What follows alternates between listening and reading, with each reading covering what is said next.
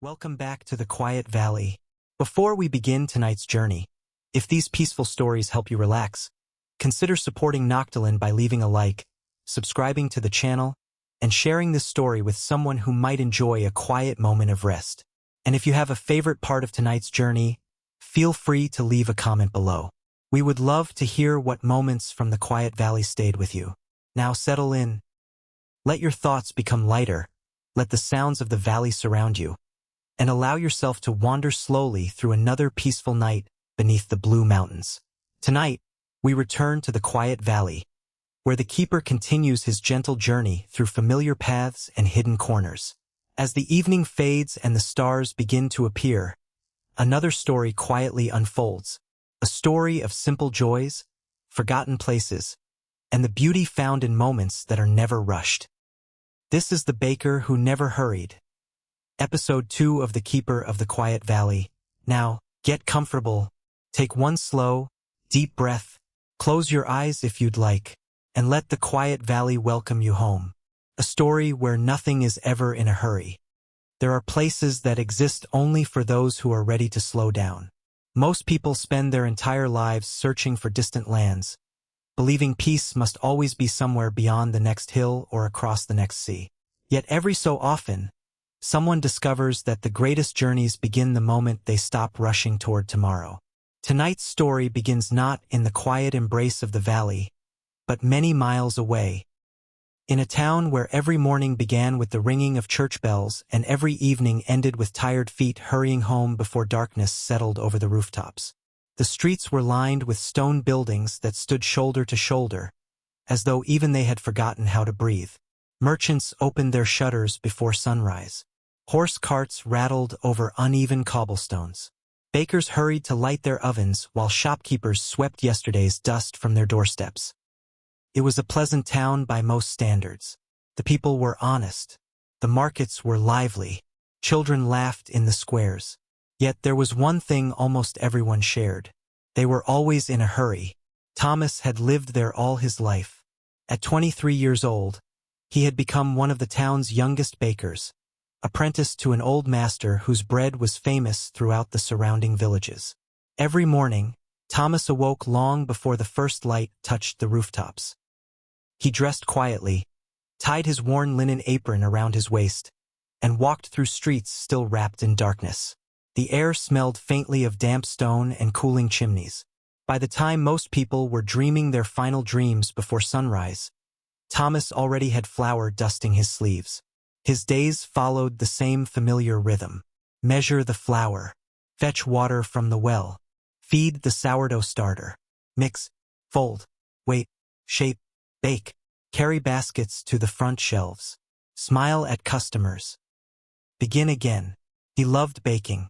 Or at least, he remembered loving it once. Lately, something had changed. Not the bread.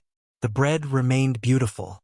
Golden crusts, soft centers, the comforting scent that drifted through every nearby street. No, it was everything surrounding the bread. Customers rushed inside asking if the loaves were ready yet. The shopkeeper reminded Thomas to work faster. Travelers complained if they had to wait even a few extra moments.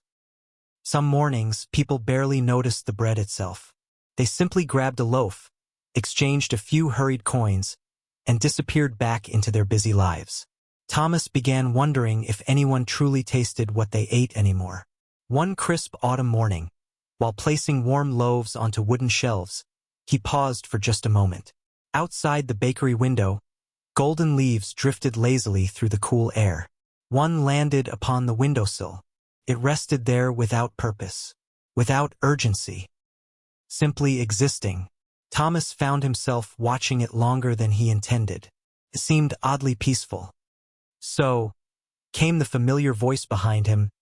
Planning to sell that leaf as well? Thomas turned. His master stood beside the oven with folded arms and a playful smile beneath his gray mustache. Thomas chuckled softly. I was only watching.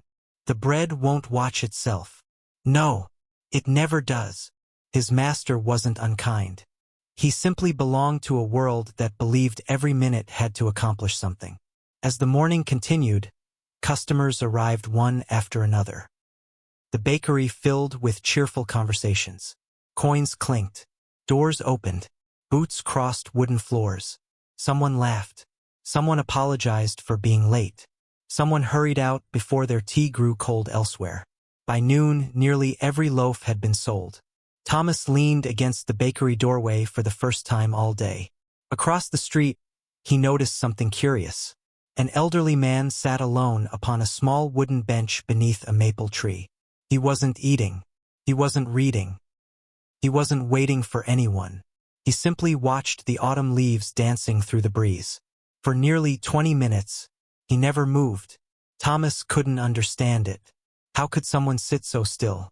Without becoming bored? Without thinking they should be somewhere else? Before he could wonder any longer, another customer stepped through the bakery door. "Excuse me." Thomas smiled warmly. Of course. The day continued. But the image of the old man beneath the maple tree remained quietly in his thoughts. Long after sunset, long after the ovens cooled, long after the final loaf had been wrapped away, that evening, Thomas walked home beneath a sky painted deep shades of orange and violet. The streets had finally become quiet. The hurried footsteps had faded. Only the gentle sound of wind moved between the rooftops.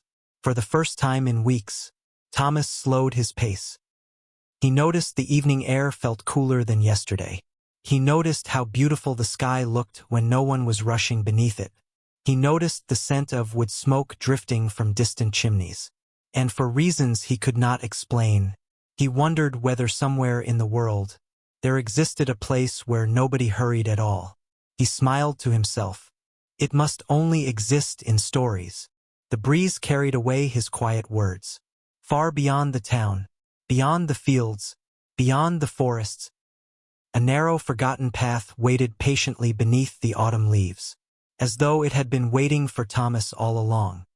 The following morning arrived quietly.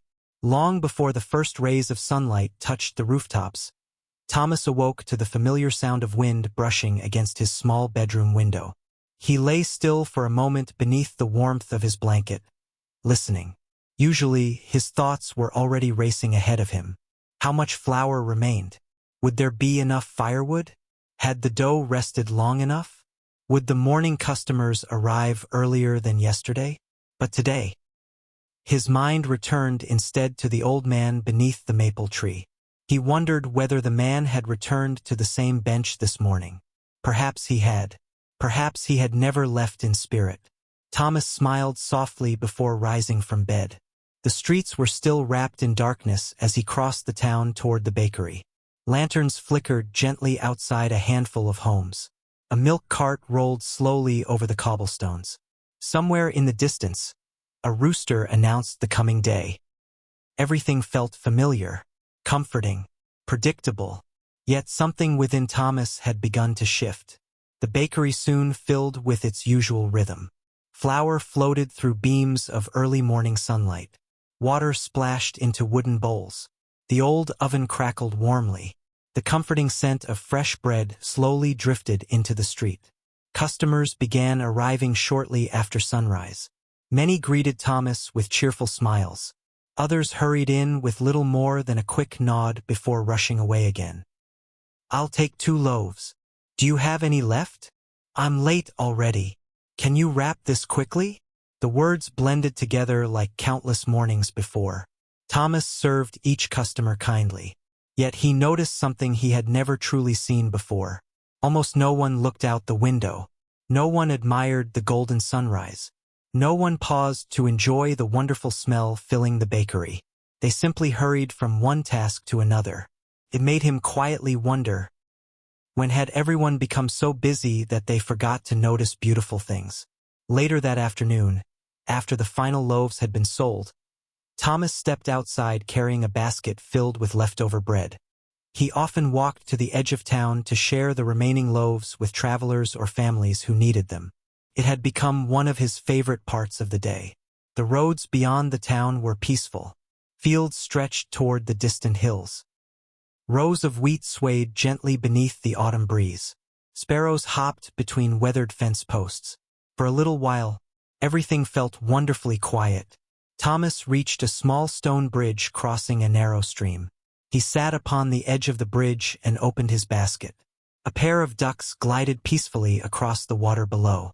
Nearby, an elderly shepherd rested beneath an oak tree with his faithful sheepdog asleep beside him. Thomas offered the man a fresh loaf. The shepherd accepted it with a grateful smile. "You bake these yourself?" "I do. They're very good. Thank you." The old shepherd broke off a small piece of bread and closed his eyes as he tasted it. Then he smiled once more. "You know." Thomas looked up. "The finest bread I've ever eaten came from a place much quieter than this." Thomas's curiosity stirred. "There are quieter places?" "Oh yes." The shepherd chuckled gently. "But most people walk straight past them." Thomas frowned slightly. "What do you mean?" The shepherd pointed toward the distant forest rising beyond the fields. "There are paths hidden among those trees. I've walked those woods before." "I'm sure you have. But not every path wishes to be found." Thomas laughed politely. "That sounds like something from an old story." The shepherd nodded. "The oldest stories often carry the simplest truths." For a few moments neither of them spoke. The wind whispered through the tall grass. Somewhere overhead, geese crossed the sky in a graceful V-shaped formation. The shepherd finally stood, thanked Thomas again for the bread, and continued along the country road. Before disappearing over the hill, he turned back one last time. "If you ever grow tired of rushing," he smiled, "listen carefully when the leaves begin to fall." Then he was gone. Thomas remained upon the bridge long after the shepherd had disappeared.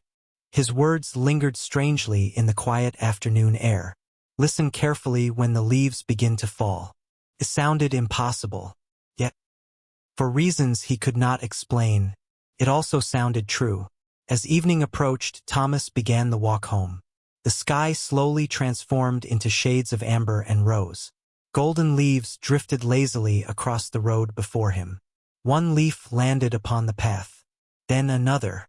Then another. They did not simply fall. They seemed almost to dance upon the breeze. Without thinking, Thomas followed them. The familiar road home slowly curved away behind him. Instead, his feet wandered toward the forest.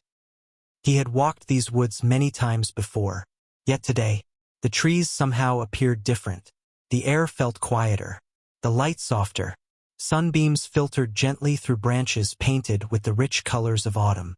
Orange, gold, crimson, copper. Birdsong echoed peacefully between the ancient trunks. Thomas walked without purpose, without destination, simply enjoying the silence. The deeper he wandered, the quieter the world became, until he noticed something he had never seen before. A narrow path, almost hidden beneath fallen leaves. It was so small that most travelers would have walked straight past it. No sign marked its beginning. No footprints covered its earth. Only two weathered stones rested quietly on either side of the entrance, wrapped in soft green moss. Thomas stopped. He was certain this path had never been here before. Or perhaps, he had simply never slowed down enough to notice it. A gentle breeze stirred the leaves overhead. The little path stretched peacefully into the forest, disappearing beneath towering cedar trees. For a long moment, Thomas simply looked. Somehow, the path did not feel unfamiliar. Felt as though it had been patiently waiting for him. The narrow woodland path welcomed Thomas with a quietness unlike any he had ever known. For several moments he simply stood at its entrance. Behind him lay the familiar road leading back toward the town. Head, only silence. Not an empty silence. A living one. The kind filled with birdsong carried gently through the trees, leaves whispering to one another overhead, and the distant murmur of water flowing somewhere unseen. Thomas adjusted the small basket resting upon his arm. Inside remained a single loaf of fresh bread. He had planned to bring it home for supper. Now, he found himself wondering whether the forest might appreciate it more. With a quiet smile, he stepped onto the forgotten path. The earth beneath his boots felt soft. Years of fallen leaves had formed a gentle carpet over the ground, muffling every footstep. Towering cedar trees rose all around him. Their trunks were broader than any Thomas had ever seen. Some were so wide that 3 people together could scarcely have reached around them. Golden evening sunlight filtered through the branches in long beams, filling the forest with a warm amber glow. Dust drifted lazily through the light. A squirrel darted across a nearby log before stopping to study Thomas with bright, curious eyes. Neither seemed startled by the other. For a while they simply shared the forest together. Then the squirrel disappeared into the branches above. Thomas chuckled quietly. "I suppose you're wondering where I've come from." The forest, of course, offered no reply. Yet somehow, he didn't mind. The deeper he walked, the more distant the outside world became. Soon, the sounds of wagons, busy streets, church bells, and hurried voices had disappeared completely. Only nature remained. He noticed things he had never before taken time to notice. The delicate patterns of moss growing over fallen stones. Tiny mushrooms gathered beside old tree roots. Fern leaves gently swaying whenever the breeze wandered through. Spider webs catching the last light of evening like threads of silver. Every few steps, Thomas found another reason to slow down. Eventually, he stopped altogether, not because he was tired, but because the forest invited stillness. He listened. Far away, water, a river perhaps. Its steady voice drifted softly through the trees. Without thinking, Thomas followed the sound. The forest gradually opened. The trees stepped farther apart. The air became cooler. Before him flowed the clearest river he had ever seen. The water moved gently over smooth stones polished by countless seasons. Sunlight danced upon its surface, turning it into flowing ribbons of gold. Along the opposite bank stood a small willow tree whose long branches brushed the water as though greeting an old friend. Thomas had never imagined a river could seem so peaceful. Then, he noticed someone.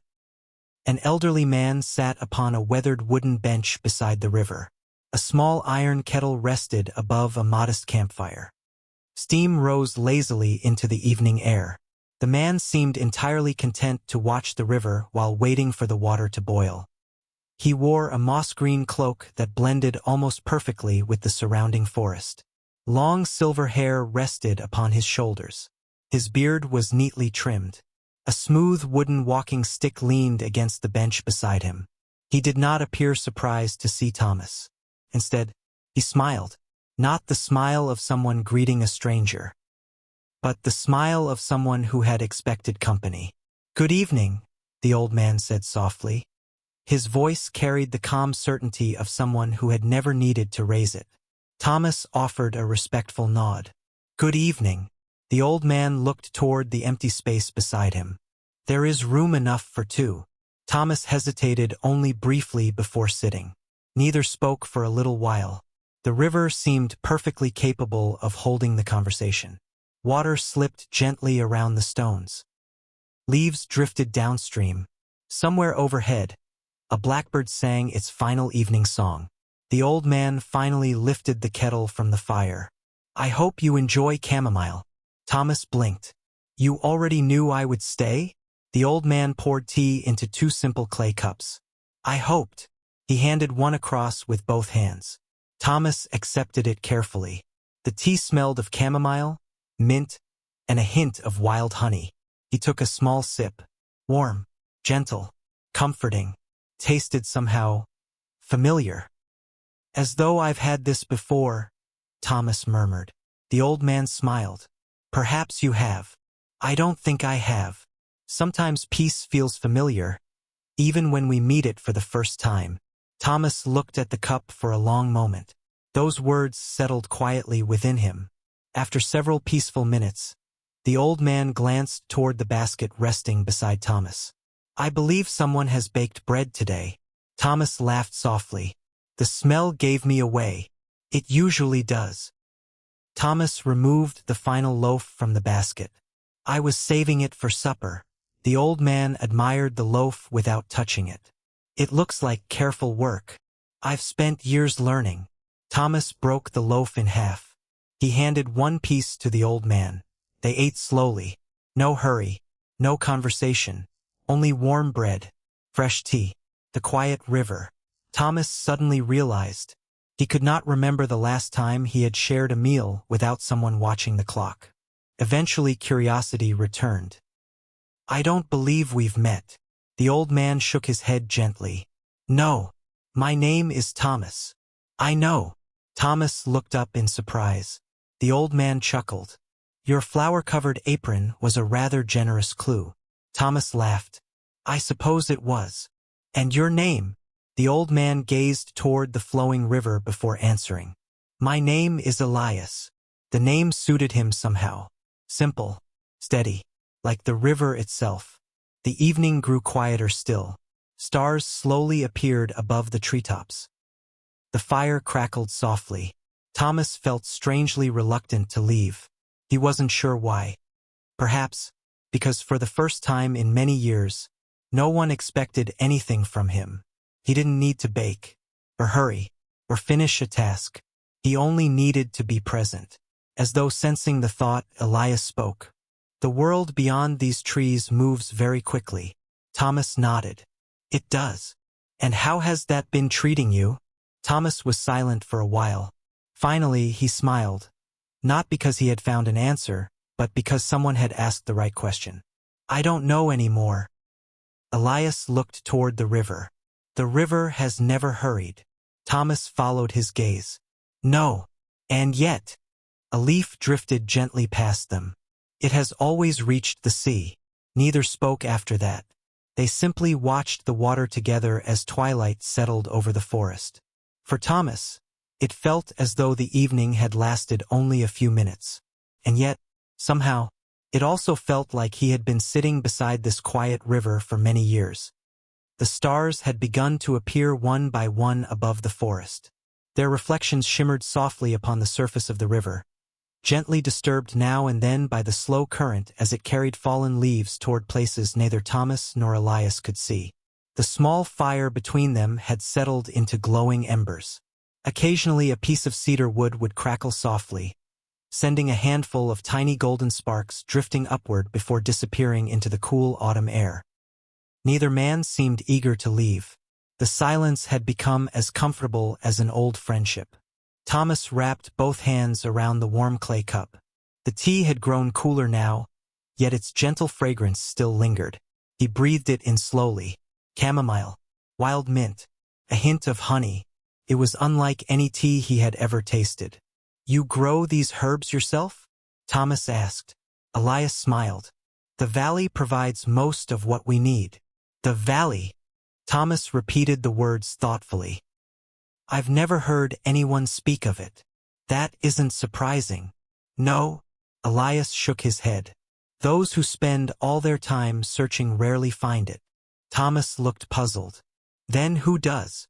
The old keeper watched the river for a moment before answering. "Those who have stopped believing every road must lead somewhere important." Thomas considered those words carefully. They sounded simple, yet somehow, they carried the weight of many years. A cool breeze wandered through the cedar trees. Their branches swayed gently overhead, filling the evening with a soft whisper that sounded almost like distant waves upon a quiet shore. Elias stood slowly, taking hold of his walking stick. The nights become cool beside the river. Thomas rose as well. "I should probably begin walking home." "You could." Elias smiled warmly. "But the forest is kinder when explored in daylight." Thomas glanced toward the darkening path behind him. He realized he no longer knew exactly which direction he had come from. The trees all looked wonderfully similar beneath the evening sky. Elias noticed the expression on his face. "My cottage is only a short walk. I wouldn't wish to trouble you." "You wouldn't." The old man chuckled softly.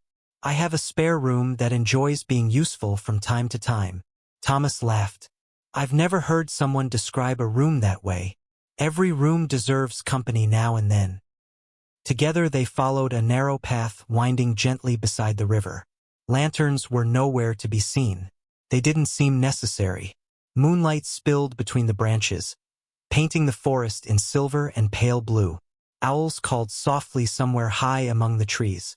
Fireflies drifted lazily through the undergrowth like tiny floating stars.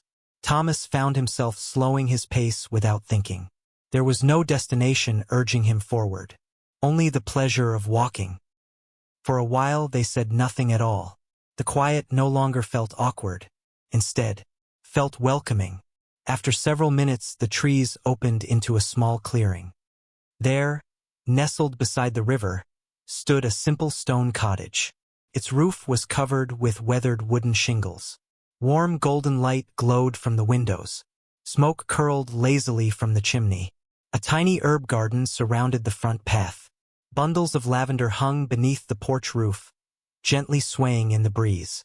Near the doorway stood an old wooden bench polished smooth by many years of quiet evenings. Thomas stopped. It feels. He searched for the right word. Peaceful. Elias smiled.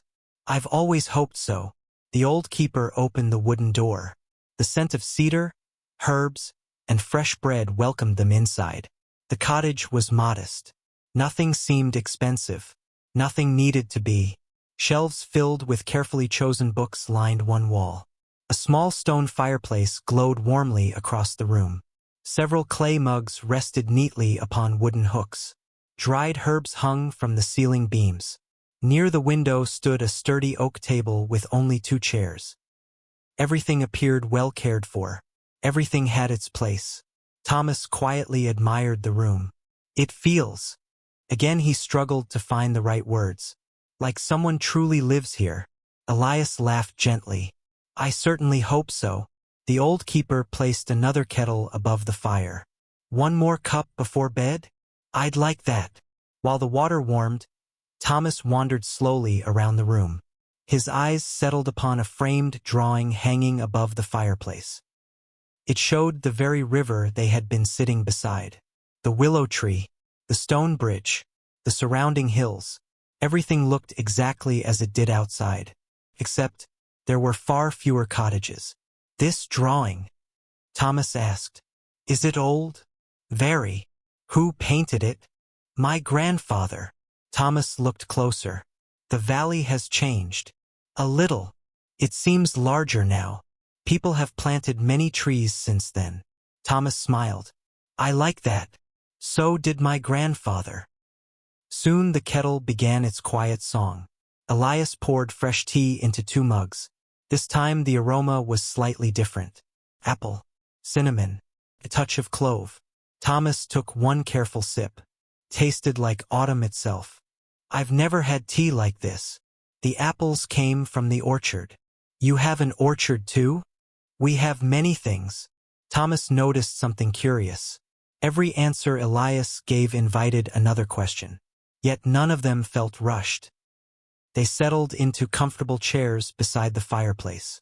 The flames danced quietly across the stone hearth. Outside, rain began to fall. Not heavily, just enough to tap gently against the windows. Thomas smiled. I've always liked the sound of rain. So have I. They listened together. The rain, the fire, the occasional sigh of the wind. It was the sort of evening many people dreamed about without realizing it. After a while, Thomas looked thoughtfully into the fire. Elias. Yes. Have you always lived here? The old keeper smiled softly. No, you haven't. I once believed happiness lived somewhere beyond the next horizon. Thomas looked surprised. So you traveled? For many years. And then, I became tired. Thomas nodded. I understand that feeling. I thought I was searching for a better life. Were you? Elias smiled. I discovered I was searching for a quieter one. Those words settled gently into the room. Thomas stared into the dancing flames. Perhaps that was what he had been searching for too. He simply hadn't known how to describe it. The fire burned lower. The rain continued its quiet rhythm. Outside, the forest rested beneath the night sky. Elias stood. I'll show you your room. Thomas followed him upstairs. The room was simple. A neatly made bed. A small wooden dresser. A window overlooking the river. A folded wool blanket. Nothing more. Nothing less. As Thomas opened the window slightly, cool autumn air drifted inside. Somewhere below, the river continued its endless journey. Not hurried, not delayed, simply flowing. He smiled. For the first time in many months, perhaps even years, he felt no need to think about tomorrow. No lists, no deadlines, no unfinished work. Only the gentle sound of rain, the quiet river, and the comforting feeling that, somehow, he was exactly where he was meant to be. Before extinguishing the candle, Thomas looked once more toward the moonlit forest. A thought crossed his mind. Not every path leads us somewhere new.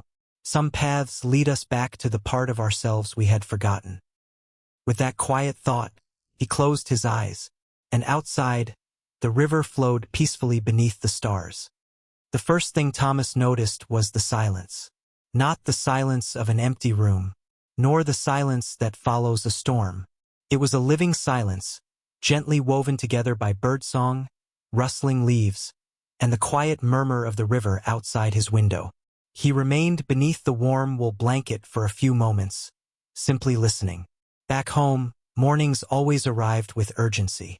Church bells, horse carts, voices calling across the streets, bakery ovens demanding to be lit before the town awakened. Here, the day seemed content to arrive at its own gentle pace. Golden sunlight slipped through the linen curtains, painting soft patterns across the wooden floor. Thomas stretched slowly before sitting up. When he opened the window, cool autumn air drifted into the room. The scent of cedar, damp earth, and fresh herbs filled his lungs. Far below, the crystal river sparkled beneath the morning light. Mist floated gently above its surface. It looked less like a river and more like a ribbon of silver winding peacefully through the valley. Thomas leaned against the windowsill. He could hear birds greeting one another across the forest. A robin landed upon the garden fence below. It tilted its head toward him as though offering a cheerful good morning before fluttering away again. He smiled. "I think I like mornings here." After dressing, Thomas quietly descended the wooden staircase. The comforting aroma of breakfast greeted him before he reached the kitchen. Fresh bread, warm butter, apple preserves, and tea. Always tea. Elias stood beside the stove, humming a melody so softly that it was almost impossible to hear. A small cast-iron pan rested over the fire. "Good morning," Elias said without turning around. Thomas laughed. "How did you know I was awake?" "The stairs told me." "The stairs? They've been speaking for many years." Thomas looked down at the wooden steps. "They're rather talkative. They creak only for guests." Thomas smiled. "I'll have to thank them." Breakfast was wonderfully simple. Warm slices of bread, fresh butter churned only the day before, apple preserves from the orchard, a pot of chamomile and mint tea. Nothing extravagant, yet everything tasted richer somehow. Thomas noticed he wasn't eating quickly. Normally breakfast lasted only a few hurried minutes before work began. Today, he found himself enjoying every bite. Elias noticed. "The bread tastes different when no one's watching the clock." Thomas nodded. "It truly does." After breakfast, they carried their empty cups onto the small porch. Morning sunlight warmed the wooden steps. The forest glowed with shades of gold and green. A gentle breeze wandered through the trees. Thomas noticed something curious. The valley wasn't silent after all. It was simply balanced. Every sound belonged. The birds never drowned out the river. The river never drowned out the wind. Nothing competed for attention. Everything existed together. Elias picked up his walking stick. "Would you like to meet the village?" "I would." Together they followed the winding path beside the river. Wildflowers lined both sides of the trail. Bluebells, white daisies, golden buttercups. Small butterflies drifted lazily from flower to flower. Thomas found himself slowing every few moments to admire something new. A spiderweb shining with morning dew. Tiny mushrooms gathered beneath an old cedar stump. A family of ducks gliding peacefully downstream. He realized something unusual. He hadn't thought about the bakery back home once since waking. The thought surprised him. For years, it had been the first thing on his mind every morning. The forest gradually opened. Before them lay a small village unlike any Thomas had ever seen. Stone cottages rested comfortably beneath flowering trees. Smoke curled gently from a handful of chimneys. Children chased one another across a grassy square, laughing quietly rather than shouting. An elderly couple sat upon a bench sharing tea. A carpenter sanded a wooden chair while softly whistling to himself. Nobody hurried. Nobody seemed worried about being late. Thomas slowed to a stop. It feels. He searched for the right words. As though time moves differently here. Elias smiled. Time moves the same. Thomas looked puzzled. We simply stop trying to outrun it. As they entered the village square, several people greeted Elias with warm smiles. Good morning, Elias. Morning. Beautiful day. It certainly is. There were no long conversations. No rush to continue walking. Each greeting carried genuine warmth. Thomas noticed that everyone seemed to know everyone else. Not because the village was small, but because people truly paid attention to one another. A cheerful voice called from across the square. Elias! A woman wearing a broad straw hat approached carrying a basket overflowing with lavender and rosemary. Her silver hair was tied neatly behind her head. She smiled kindly at Thomas. You've brought a visitor. I have.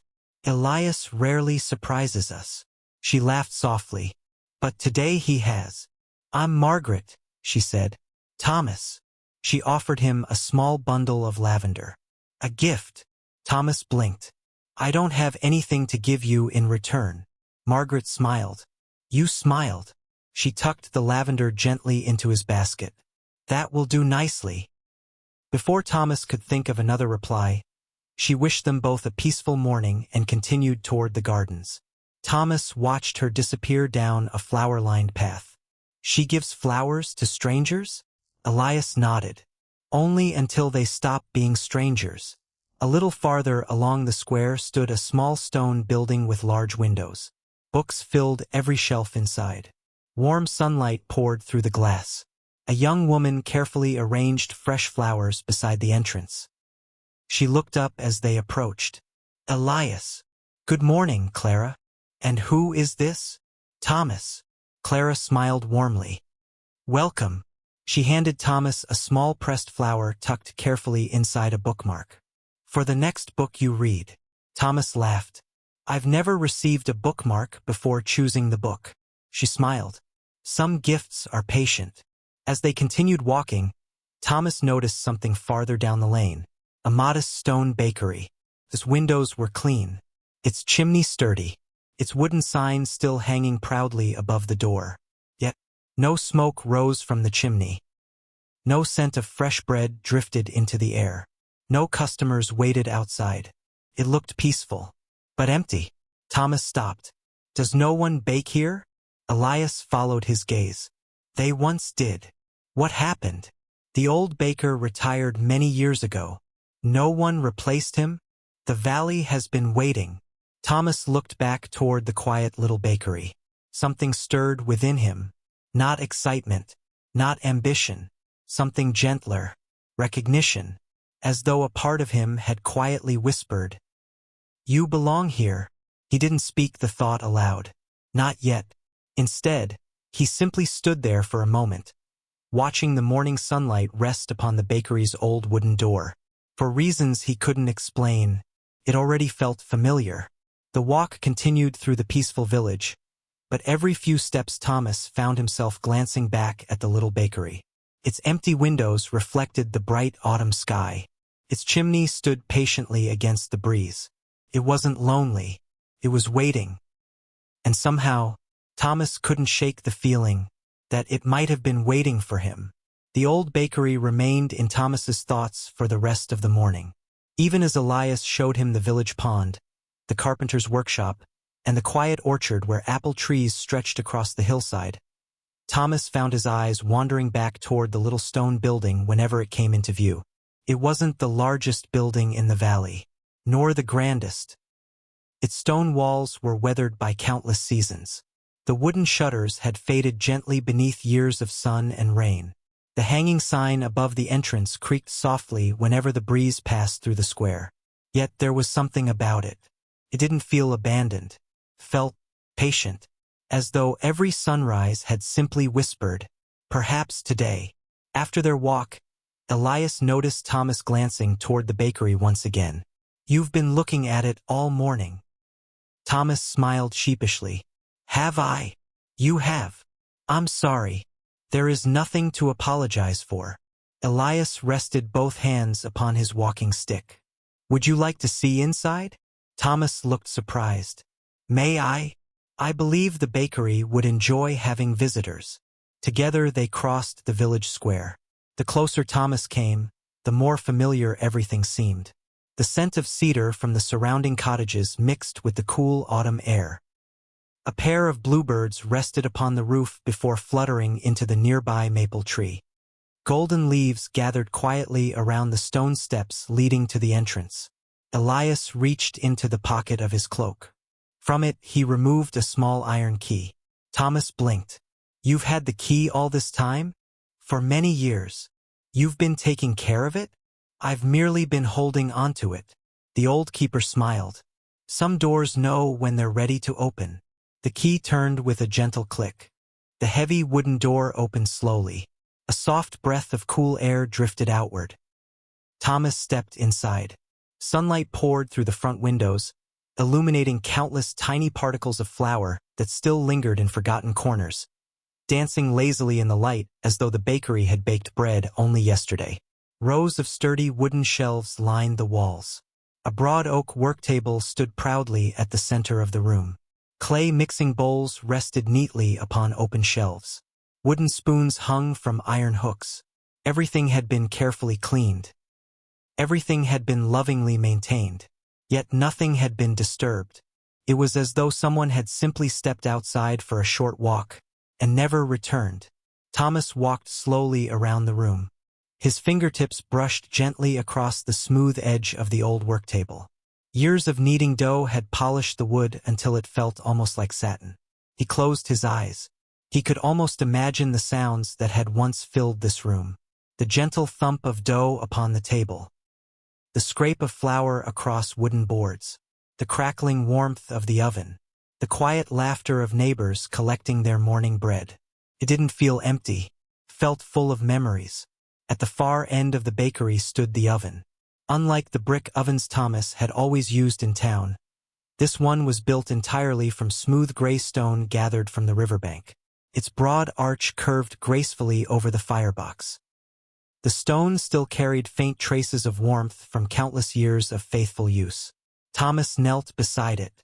He ran one hand gently across the stone. It was built beautifully. Elias nodded. Nearly 60 years ago.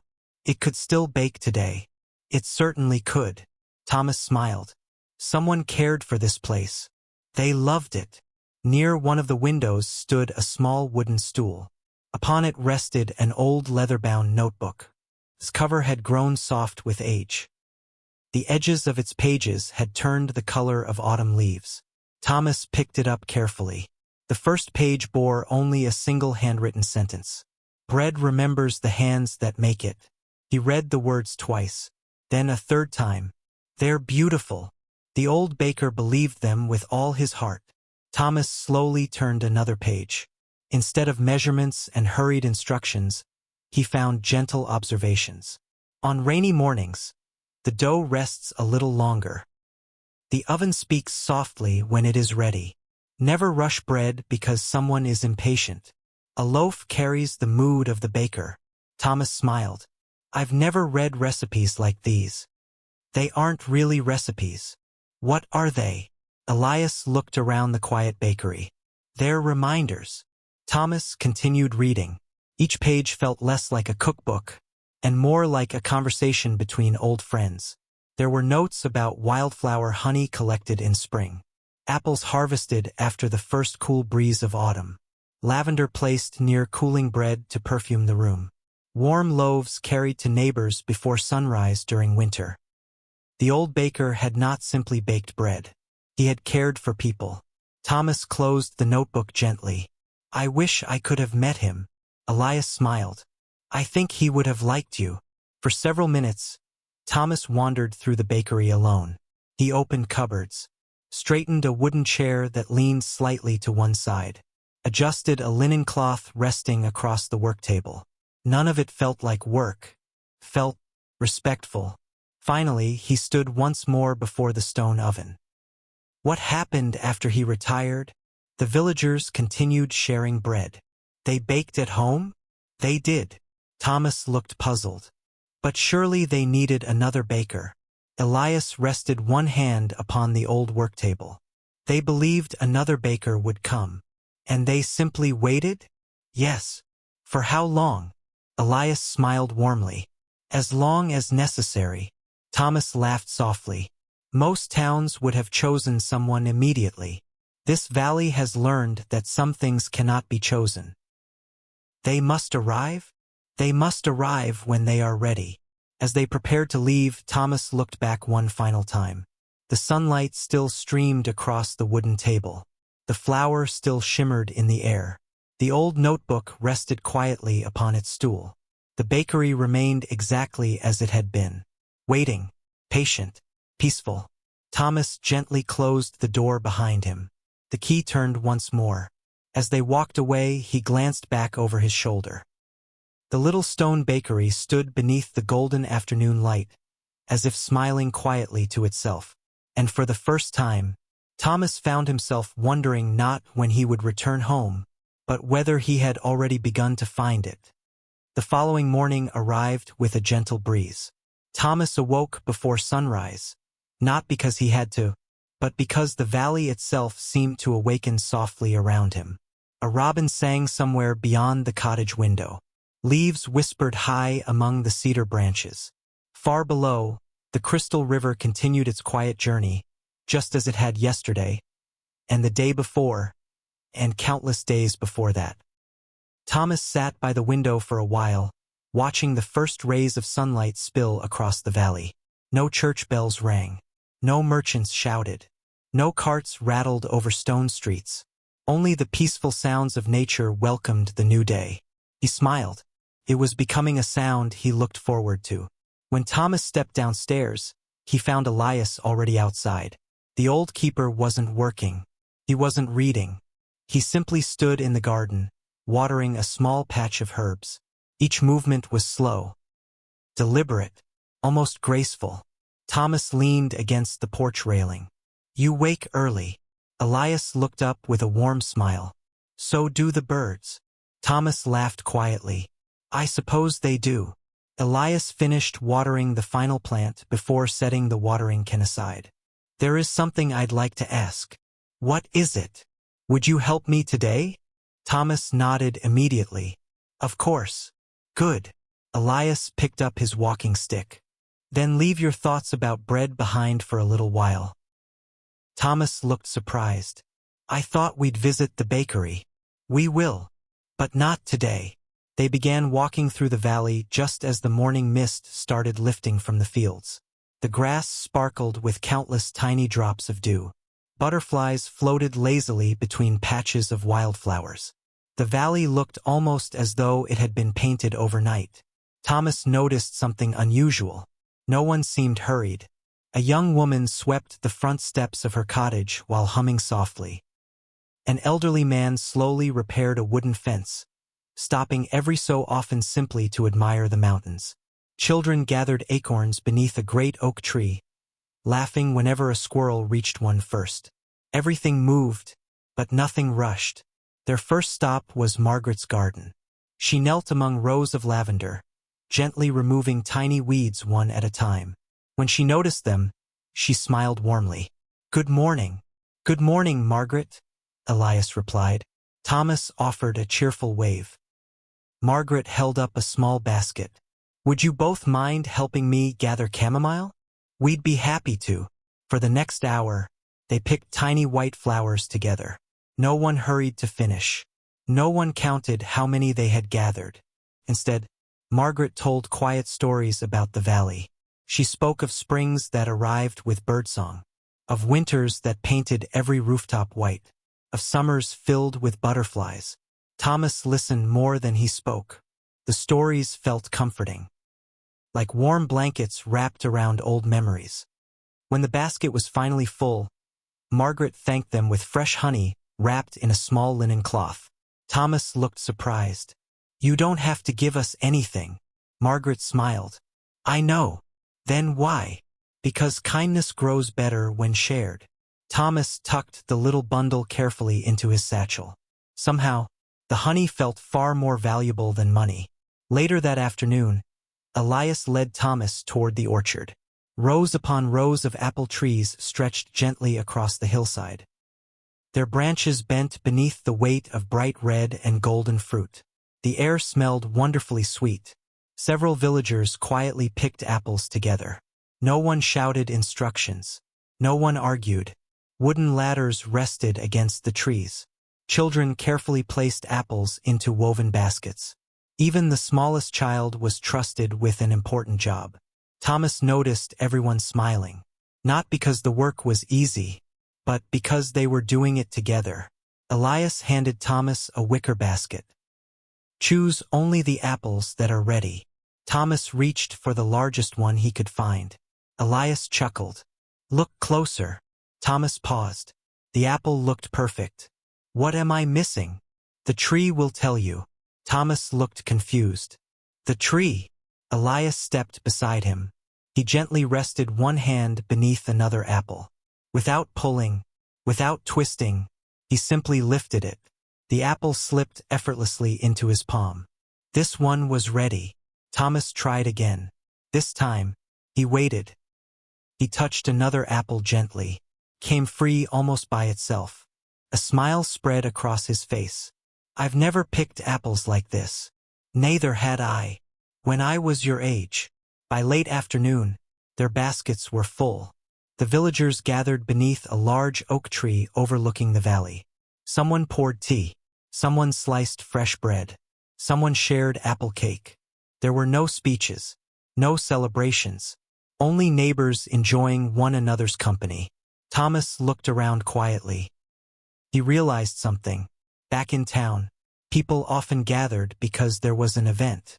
Here, people gathered simply because they enjoyed being together. As the sun slowly began its descent toward the mountains, Elias and Thomas walked back toward the cottage. The evening sky glowed with shades of amber, rose, and lavender. The crystal river reflected every color perfectly. Thomas finally broke the comfortable silence. "Elias." "Yes. I thought I came here to learn about baking." The old keeper smiled. "You did." Thomas looked puzzled. "But today we never touched flour." "No. We never visited the bakery." "No. Then what exactly did I learn?" Elias stopped beside the river. He watched the water for a long moment before speaking. "You learned how this valley breathes." Thomas looked at the peaceful current. "You cannot bake bread that belongs to quiet valley," Elias said softly, "until your heart learns to keep the same rhythm." The breeze carried a handful of golden leaves across the river. Thomas watched them drift peacefully downstream.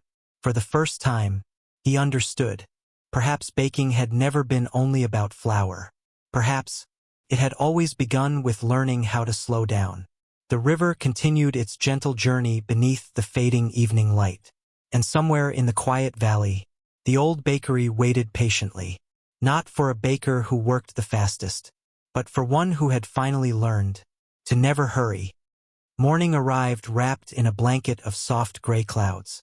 The valley felt quieter than usual, as though even the birds had chosen to greet the day more gently. Thomas stood outside Elias' cottage with a steaming cup of chamomile tea warming his hands. Across the meadow, tiny droplets of dew shimmered upon the grass like scattered pearls. The crystal river flowed with its familiar calm, carrying autumn leaves upon its gentle current. For several peaceful moments, Thomas simply watched. He had begun to understand why Elias often stood without speaking. Sometimes, the valley said enough on its own. The cottage door opened softly. Elias stepped outside carrying 2 woven baskets. One was filled with neatly folded linen cloths. The other held only a small sack of flour. Thomas smiled. "Today." Elias returned the smile. "Today." Thomas's heart lifted. For the first time since arriving in Quiet Valley, They were walking toward the bakery. The village was only beginning to stir. Smoke drifted lazily from a few chimneys. A little girl watered flowers outside her family's cottage. An old carpenter swept sawdust from his workshop while quietly humming to himself. Margaret waved from her garden. Clara stood outside the bookshop arranging fresh flowers beneath the windows. Everyone greeted one another. No one seemed rushed. Thomas noticed that each person paused long enough to truly see the other. A smile, a wave, kind word. Small moments, yet somehow they seemed to make the entire valley warmer. When they reached the bakery, the morning sunlight had begun breaking through the clouds. Golden rays spilled across the old stone walls. The wooden sign creaked gently above the door. Elias unlocked it with the familiar iron key. The door opened with its quiet wooden sigh. The bakery welcomed them once again. Dust floated peacefully through beams of sunlight. The great stone oven rested silently at the far end of the room. Thomas took a deep breath. The comforting scent of cedar wood, flour, and old oak lingered in the air. Felt like coming home. Elias placed the basket upon the large wooden table. Without saying a word, he picked up a broom. Thomas looked puzzled. "I thought we'd begin baking." "We will. But first," Elias smiled gently, "we prepare the room." Together they swept the wooden floor. They wiped the shelves. They dusted the windowsills. Thomas carefully polished the smooth oak table until it glowed warmly beneath the sunlight. Neither hurried. The work felt peaceful, almost like a quiet conversation between the bakery and those caring for it. When everything was clean, Elias walked toward the old stone oven. He knelt before it with quiet respect. From a small basket he removed several pieces of dry cedar wood. He arranged them carefully inside. Not too tightly, not too loosely. Thomas watched closely. "You've done this many times." Elias chuckled. "A few." He struck a single match. The tiny flame danced gently before touching the dry wood. Within moments, a soft crackling filled the bakery. Warmth slowly spread through the ancient stones. Thomas smiled as the familiar scent of burning cedar drifted through the room. The oven seemed almost alive. They waited. Thomas expected instructions. Instead, Elias poured tea.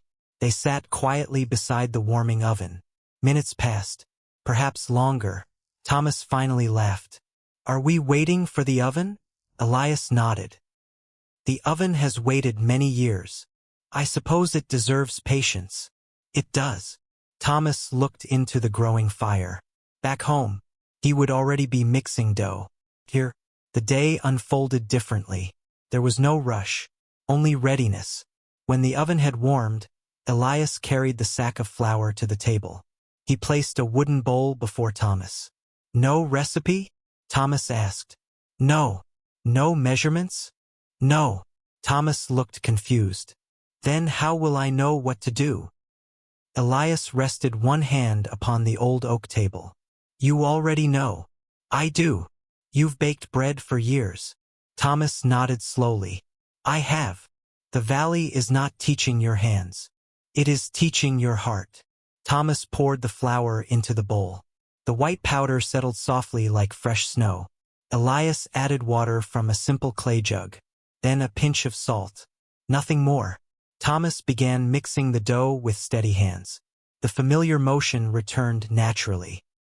The flour slowly disappeared into the water. The dough came together, smooth, soft, warm beneath his fingertips. He smiled. "It feels different." "Does it?" Thomas nodded. "I don't know why." Elias looked toward the window where sunlight spilled across the work table. "Perhaps because today," he said quietly, "you're making only one loaf." Thomas stopped kneading for a moment. Back in town, he often made dozens before sunrise, sometimes hundreds before noon.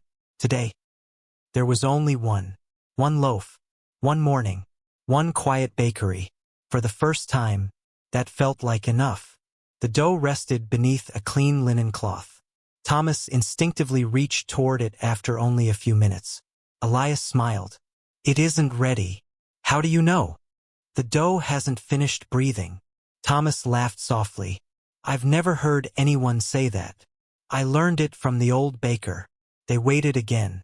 Outside, the wind rustled through the maple trees. The river flowed gently beyond the village. Somewhere nearby, a robin sang its cheerful morning song. The bakery was wonderfully still. At last, Elias lifted the cloth. The dough had risen beautifully. Thomas shaped it carefully into a round loaf. Together they placed it into the warm stone oven. The heavy wooden door closed with a gentle thud. Thomas looked toward Elias. Now we wait.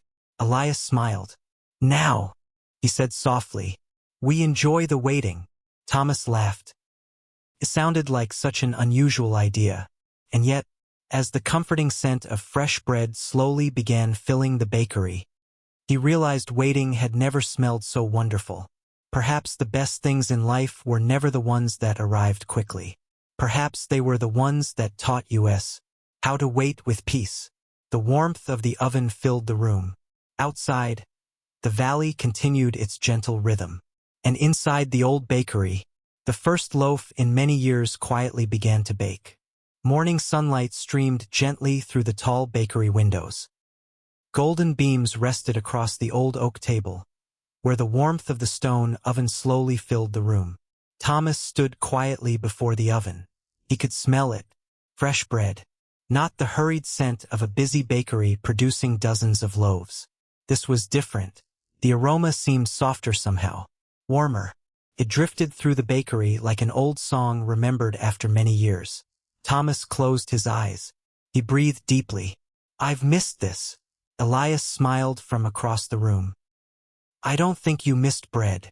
Thomas looked toward him. No, I think you missed having time to notice it. Thomas laughed quietly. I believe you're right. The old keeper stepped toward the oven. Without a word, he placed one hand gently against the smooth river stones. Then he nodded. Now. Thomas carefully opened the heavy wooden door. A wave of comforting warmth rolled into the room.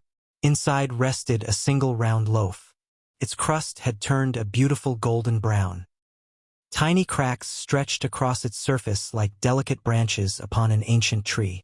Sunlight touched the loaf just as Thomas lifted it from the oven. For a brief moment, it almost seemed to glow. He placed it gently upon the wooden table. Neither man reached for a knife. Neither hurried to taste it.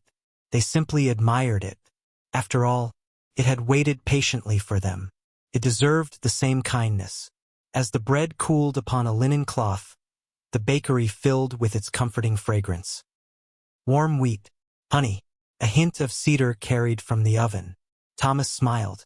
I've baked thousands of loaves. Elias nodded. I imagine you have.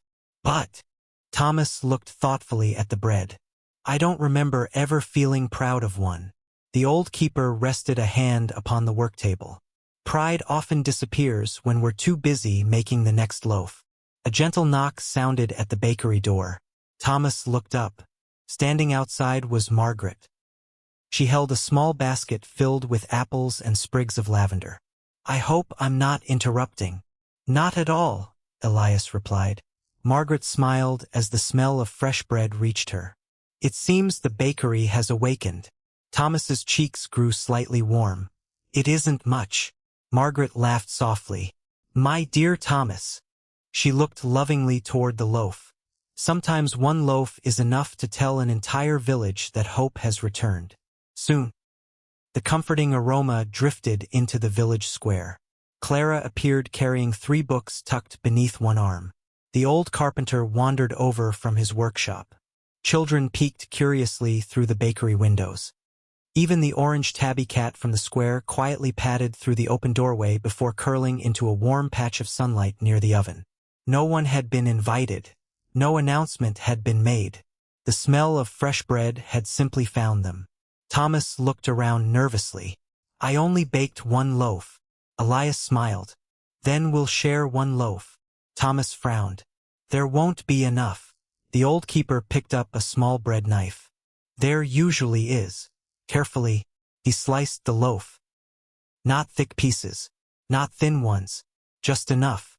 Each slice revealed a soft, steaming interior. Golden light from the windows seemed to settle upon every piece. Margaret accepted hers with grateful hands. So warm. Clara closed her eyes after taking her first bite. It tastes like autumn. The carpenter smiled. It reminds me of bread my mother baked. One little boy held his slice with both hands as though it were something precious. The room became wonderfully quiet. Not because there wasn't enough to say, but because everyone was enjoying the simple moment together. Thomas looked at the nearly empty breadboard. To his surprise, everyone had eaten, everyone had smiled, and somehow there had been enough. He shook his head with a quiet laugh. I still don't understand. Elias poured tea into several clay cups. The loaf wasn't meant to fill every stomach. Thomas looked puzzled. No, it was meant to remind everyone what this bakery is for. Thomas glanced around the room. Neighbors talking quietly, children laughing softly, the orange cat sleeping peacefully beside the warm oven. The bakery no longer felt empty, felt alive. Later that afternoon, after the visitors had gone home, Thomas helped wash the cups. The bakery returned to its peaceful silence.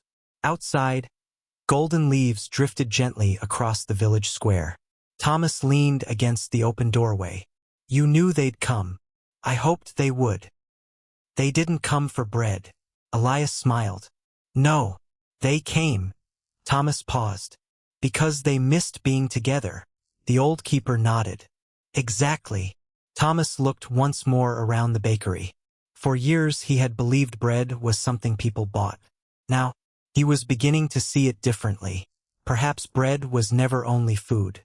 Perhaps it was an invitation to slow down, to sit together, to listen, to laugh, to remember that no one should hurry through life alone.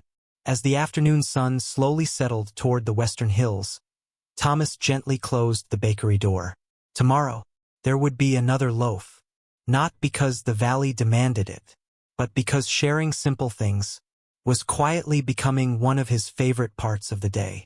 Outside, the Crystal River continued its endless journey beneath the autumn sky, and inside the old bakery, the comforting scent of fresh bread lingered long after the last slice had been shared.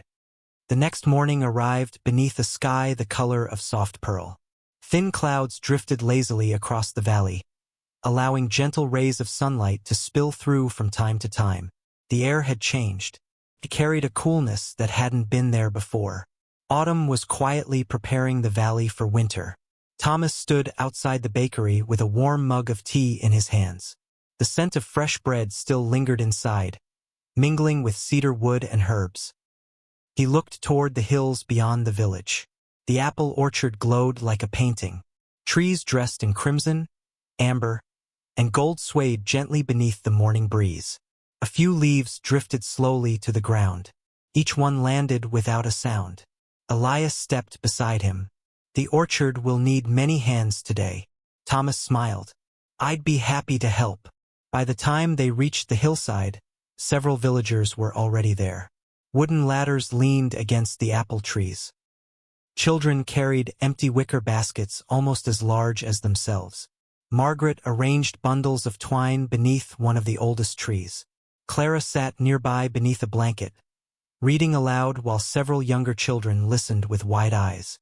No one barked orders. No one rushed. Work had already begun, as naturally as the sunrise itself. Thomas picked up an empty basket. He reached toward the nearest bright red apple. Then he remembered Elias' lesson. Don't pull. Listen. He gently lifted the fruit. It slipped into his hand without resistance. A quiet smile spread across his face. Nearby, Elias noticed. The tree thanked you. Thomas chuckled. I think I'm beginning to understand. The morning passed peacefully. Birds fluttered from branch to branch. Bees wandered lazily among the last wildflowers of the season. The baskets slowly filled with apples of every shade imaginable. Bright crimson, golden yellow, deep ruby, soft green. Each one carried its own unique shape, its own quiet beauty. Thomas noticed that none of the villagers searched for perfect apples. Even the smallest fruit found a place in someone's basket. Nothing was wasted.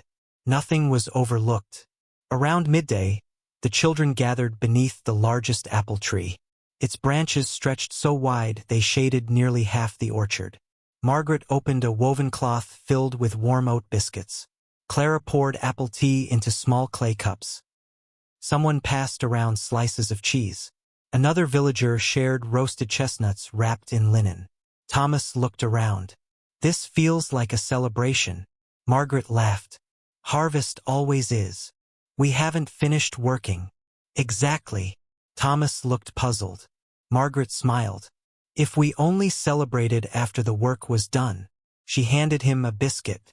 We might forget to enjoy the work itself. Thomas accepted it thoughtfully. The biscuit was warm, lightly sweetened with honey, perhaps. She was right. After lunch, Elias wandered toward the oldest tree in the orchard. Its trunk was enormous, twisted by countless seasons. Its branches reached high into the bright autumn sky. Thomas joined him. This tree must be very old. It was already here before I was born. Thomas rested one hand against its rough bark. I wonder how many harvests it has seen. Elias smiled. Too many to count. A gentle breeze passed through the branches. Dozens of golden leaves floated slowly downward. Neither man moved. They simply watched. It doesn't try to hold them. Thomas whispered. No, it lets them go. Elias nodded. Because it trusts spring will come again. Thomas followed another leaf with his eyes until it settled upon the grass. There was no sadness in its falling, only peace. As the afternoon faded toward evening, the final baskets were carried into the village. The orchard looked different now, lighter. Its branches rested quietly after sharing their fruit.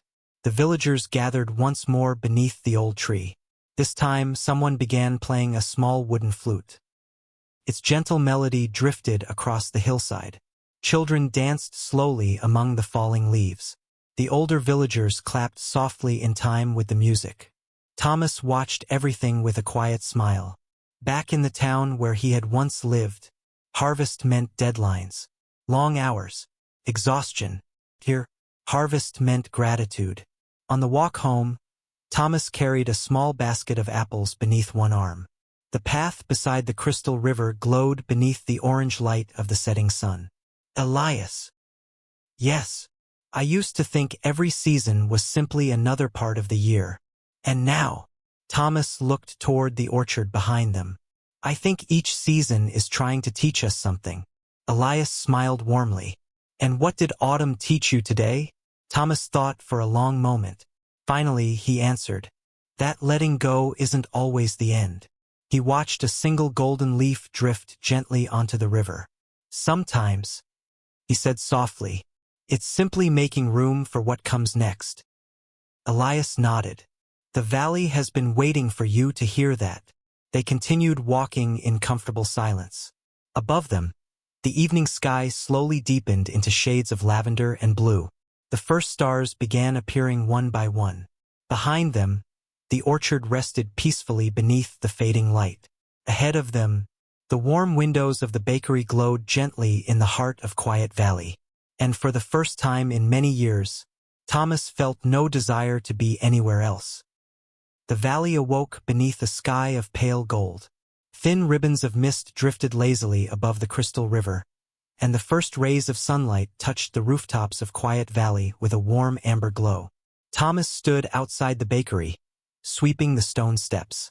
He had begun doing it each morning, not because anyone had asked him, simply because it felt right.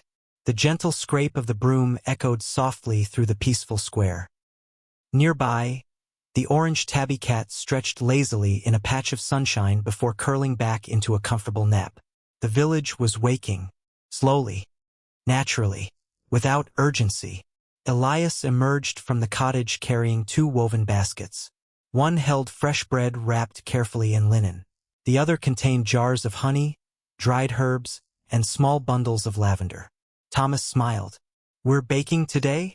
We already have. Thomas laughed. I suppose we did. Elias handed him one of the baskets. Today is market day. Thomas's eyes brightened. I haven't visited a market in weeks. You may find this one different.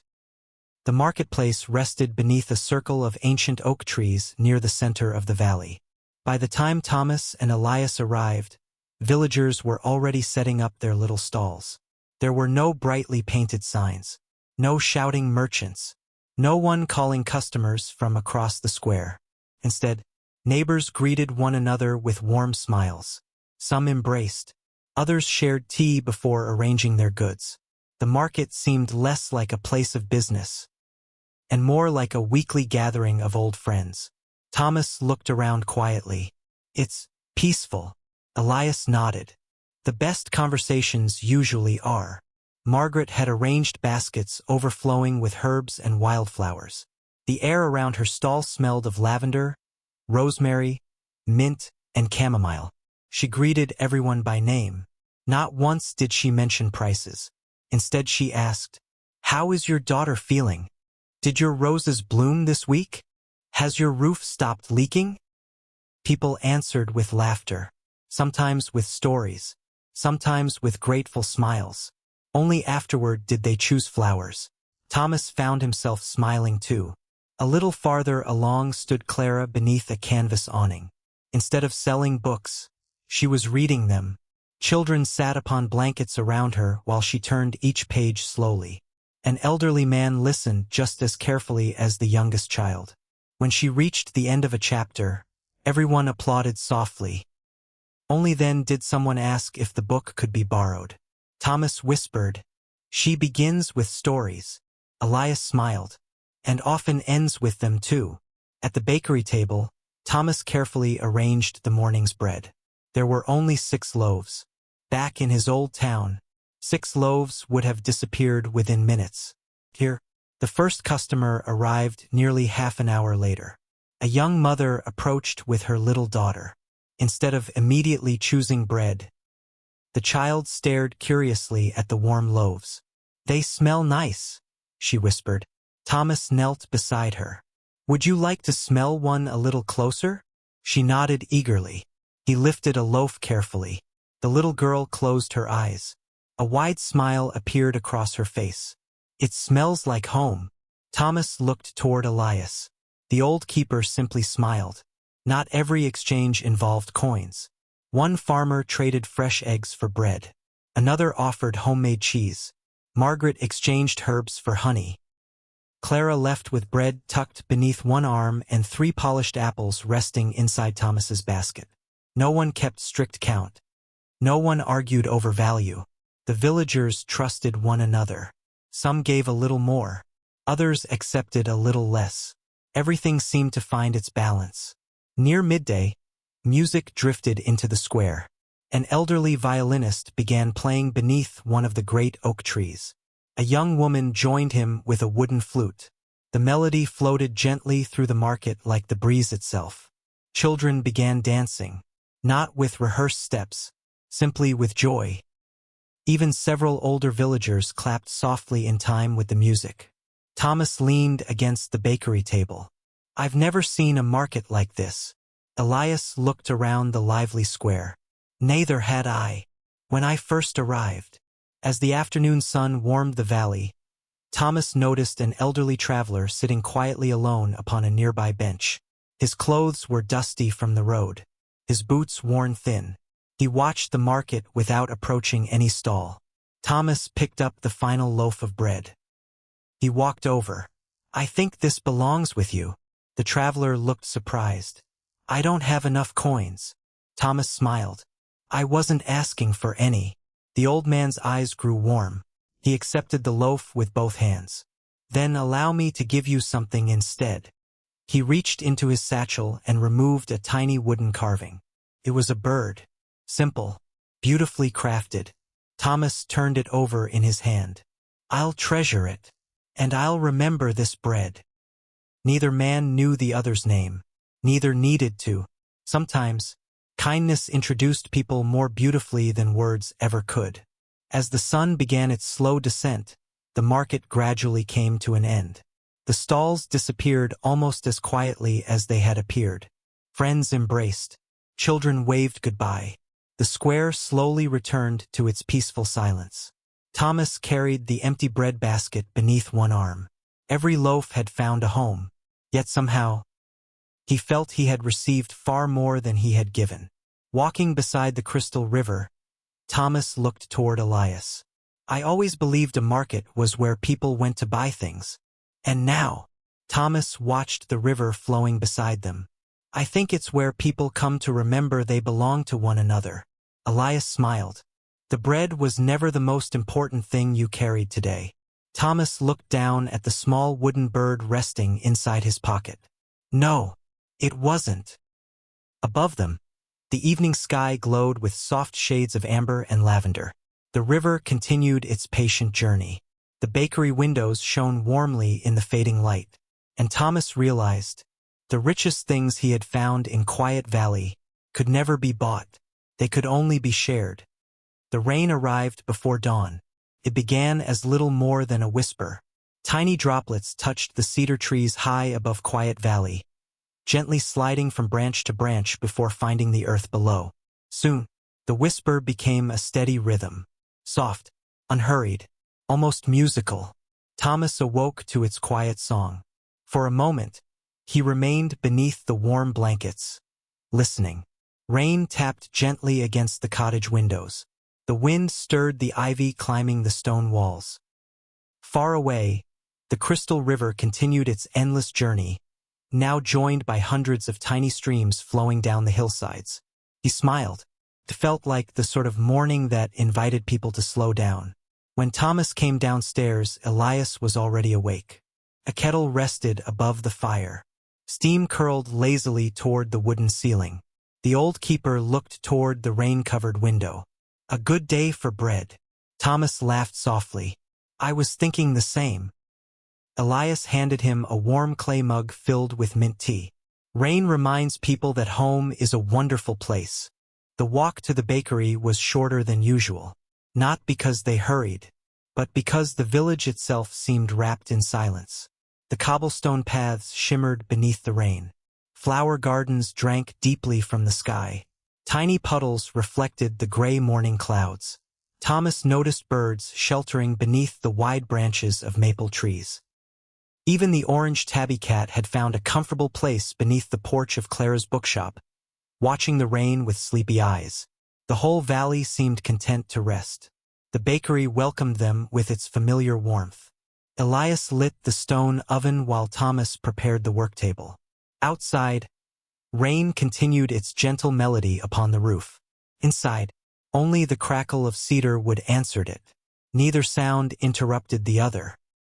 Together, they created a quiet harmony that filled every corner of the room. Thomas breathed deeply.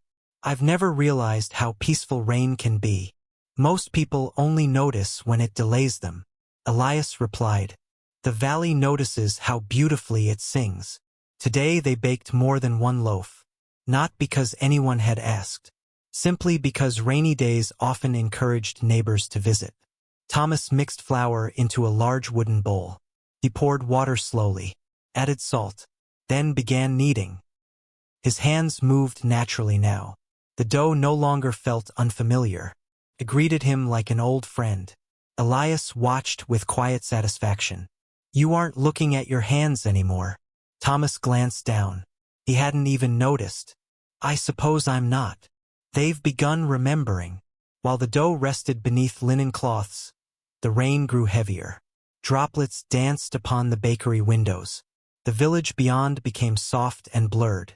It looked almost like a watercolor painting. Thomas carried 2 steaming mugs of tea to the window. The 2 men stood quietly together. I used to dislike rainy days, Thomas admitted. Why? They meant fewer customers. Elias smiled gently. And now, Thomas watched rain sliding slowly down the glass. Now they feel like permission. Permission to stop. The old keeper nodded. Rain has always been good at teaching that. By midday, the comforting aroma of fresh bread drifted through the village once again. One by one, neighbors appeared, not because they needed bread immediately, because they wished to spend the rainy afternoon somewhere warm. Margaret arrived carrying fresh blackberry jam. Clara brought a small stack of books. The carpenter carried a bundle of cedar wood for the oven. Soon, the bakery filled with quiet conversation. Children sat upon the wooden floor drawing little birds with pieces of charcoal. The orange tabby curled beside the warm oven, sleeping peacefully despite the voices around him. Nobody seemed eager to leave. Outside, the rain continued falling. Inside, time itself appeared to slow. As another loaf baked inside the oven, Thomas noticed Elias watching the dancing flames. "You've been thinking," Thomas said. "I have. What about?" The old keeper smiled. "The first baker." Thomas looked curious. "The one whose journal still rests upon the stool?" Elias nodded. "He arrived many years before I did." "What was he like?" The old keeper's eyes reflected the warm firelight. "He wasn't born here. Neither was I." "No." Elias smiled warmly. "Perhaps that's why I think you'll enjoy his story." The rain tapped gently against the roof. Everyone inside the bakery grew quieter. Even the children looked toward Elias. The old keeper leaned back in his chair. "There was once a young traveler," he began softly, "who believed bread could fix everything." Thomas listened carefully. The fire crackled. The rain continued its peaceful rhythm. Outside, the valley rested beneath gray skies. Inside, an old story was about to begin. When evening finally arrived, the rain began to ease. The clouds slowly drifted apart. A single golden ray of sunlight slipped beneath them, shining across the wet cobblestones outside. Everything sparkled. Leaves, roofs, the river, the flowers. Even the bakery windows glowed warmly beneath the fading light. Thomas stood in the doorway for a long moment. The air smelled wonderfully fresh. Behind him, the comforting scent of warm bread still filled the bakery. The valley shimmered after the rain. He realized something. Not every beautiful day needed sunshine. Some of the quietest days left the warmest memories. The bakery was quieter than usual. Outside, the rain had faded into a soft drizzle. Inside, the stone oven still glowed with gentle warmth, filling the room with the comforting scent of cedar wood and fresh bread. The villagers had settled into peaceful silence. Some held warm cups of tea. Others watched the fire dance behind the iron grate. The orange tabby cat slept soundly beside the oven. One paw stretched lazily toward the warmth. Thomas looked toward Elias. The old keeper smiled. "I promised you a story." Thomas nodded. "You did." Elias leaned back in his chair. His eyes rested on the old bakery walls, almost as though they still remembered. "Nearly 70 years ago," he began quietly, "Quiet Valley had no bakery." Thomas looked surprised. "No bakery?" Elias shook his head. "The people baked at home. A few loaves here, a few there. But there was no place where the village gathered." The fire crackled softly. Then one autumn evening, a traveler arrived. He wasn't much older than you. His name was Samuel. He carried only a worn leather satchel, a small sack of flour, and a notebook filled with recipes. His clothes were dusty, his boots nearly worn through. His hands carried the rough marks of many years spent kneading dough. But his eyes looked tired. Not from walking, from rushing. Thomas listened closely. He had traveled from city to city. Elias continued. Working in bakeries that never slept. The ovens burned day and night. There was always another customer, another order, another deadline. Samuel became one of the finest bakers anyone had ever seen. People praised his speed, his bread, his skill. But every year, his smile became a little smaller, until one morning, he realized he couldn't remember the smell of fresh bread anymore. He had become so busy making it, he had forgotten how to enjoy it. So he left. Elias smiled softly. No destination, no grand plan. He simply walked. For days, then weeks, until one evening, he reached a valley hidden among the mountains. The sun was setting. Golden light rested across the fields. Children laughed beside the river. Neighbors shared tea beneath the great oak tree. Nobody hurried. Nobody shouted. Nobody looked at the sky wishing there were more hours in the day. Samuel stood upon the hill overlooking the valley. And for the first time in many years, he stood perfectly still. The villagers welcomed him kindly. They offered him soup, a warm blanket, and a place beside the fire. No one asked how much money he carried. No one asked how successful he had been. Instead, they asked only one question. "Would you like to stay for breakfast?" Thomas smiled. "That sounds like Quiet Valley." Elias chuckled. "It always has." The next morning, Samuel awoke before sunrise. Out of habit, he reached for his satchel. Inside rested his little sack of flour. He walked to the village square. There, he found an empty stone building. Its roof remained strong. Its walls stood proudly. But no one used it anymore. He asked if he might borrow it. The villagers looked at one another. Then they smiled. "If it helps you feel at home, it's already yours." Samuel cleaned every shelf. He repaired the windows. He rebuilt the old stone oven by hand. The children carried buckets of water. The carpenter built new wooden tables. Margaret's mother planted herbs outside the windows. Little by little, the empty building became something warm again.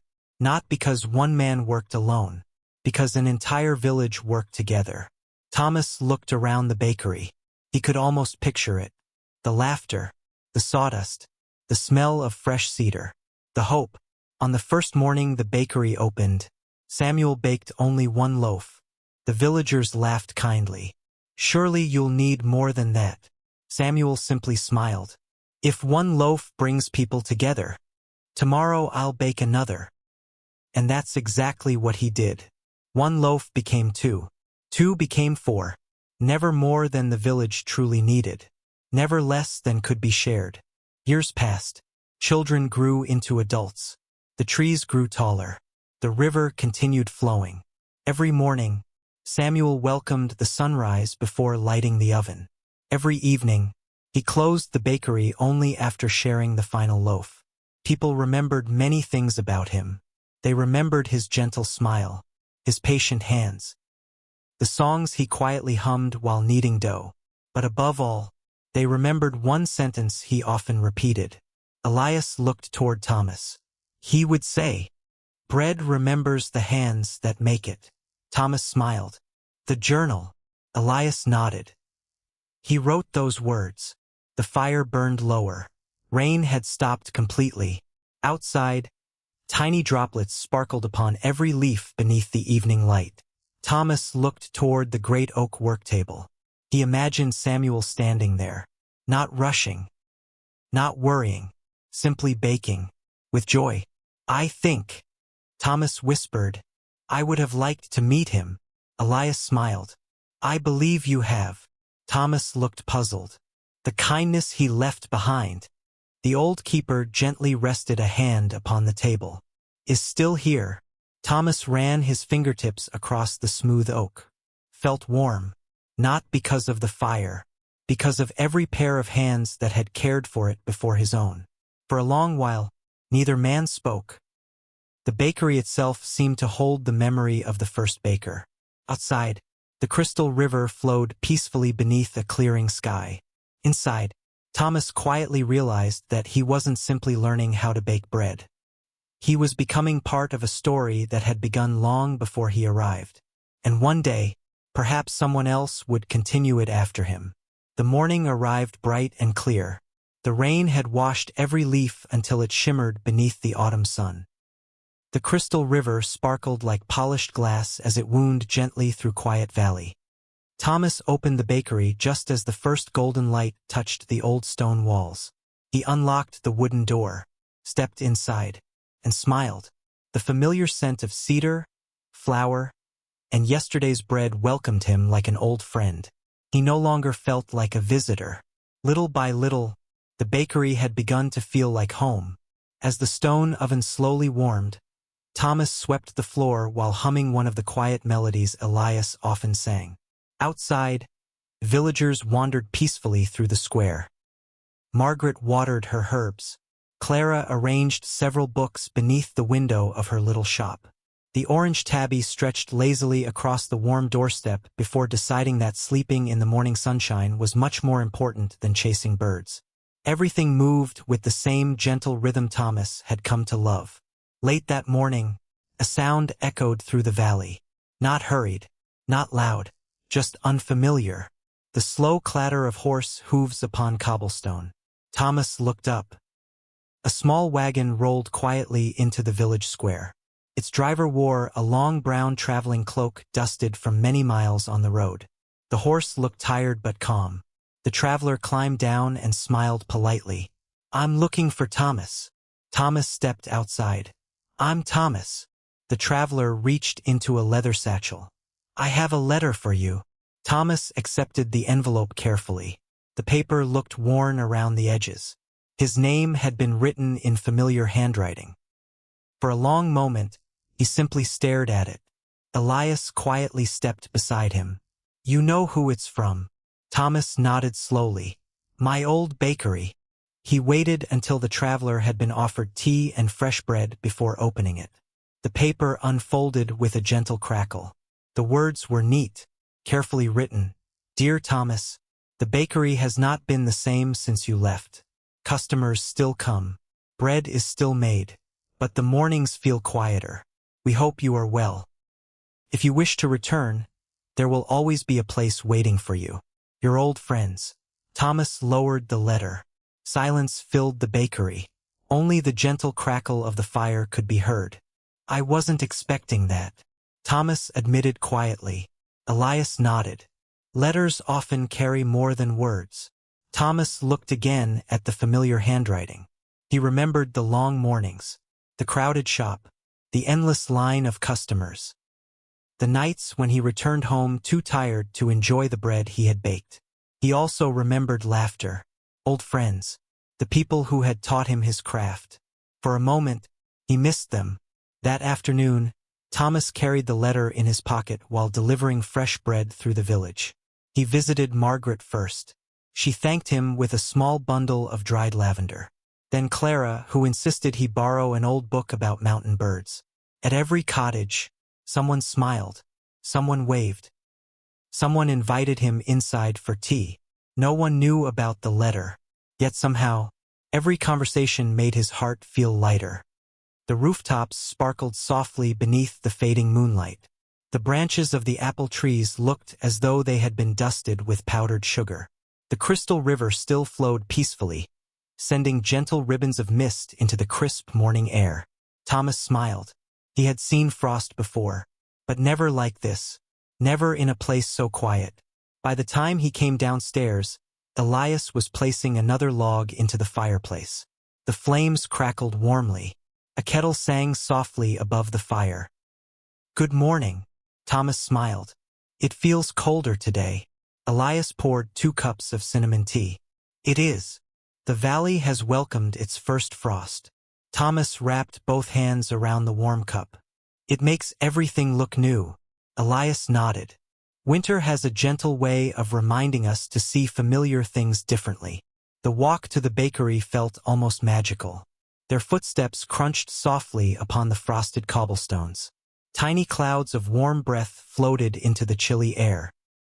The cedar forest stood silent beneath the pale morning sky. Birds waited patiently for the sun to warm the branches before beginning their songs.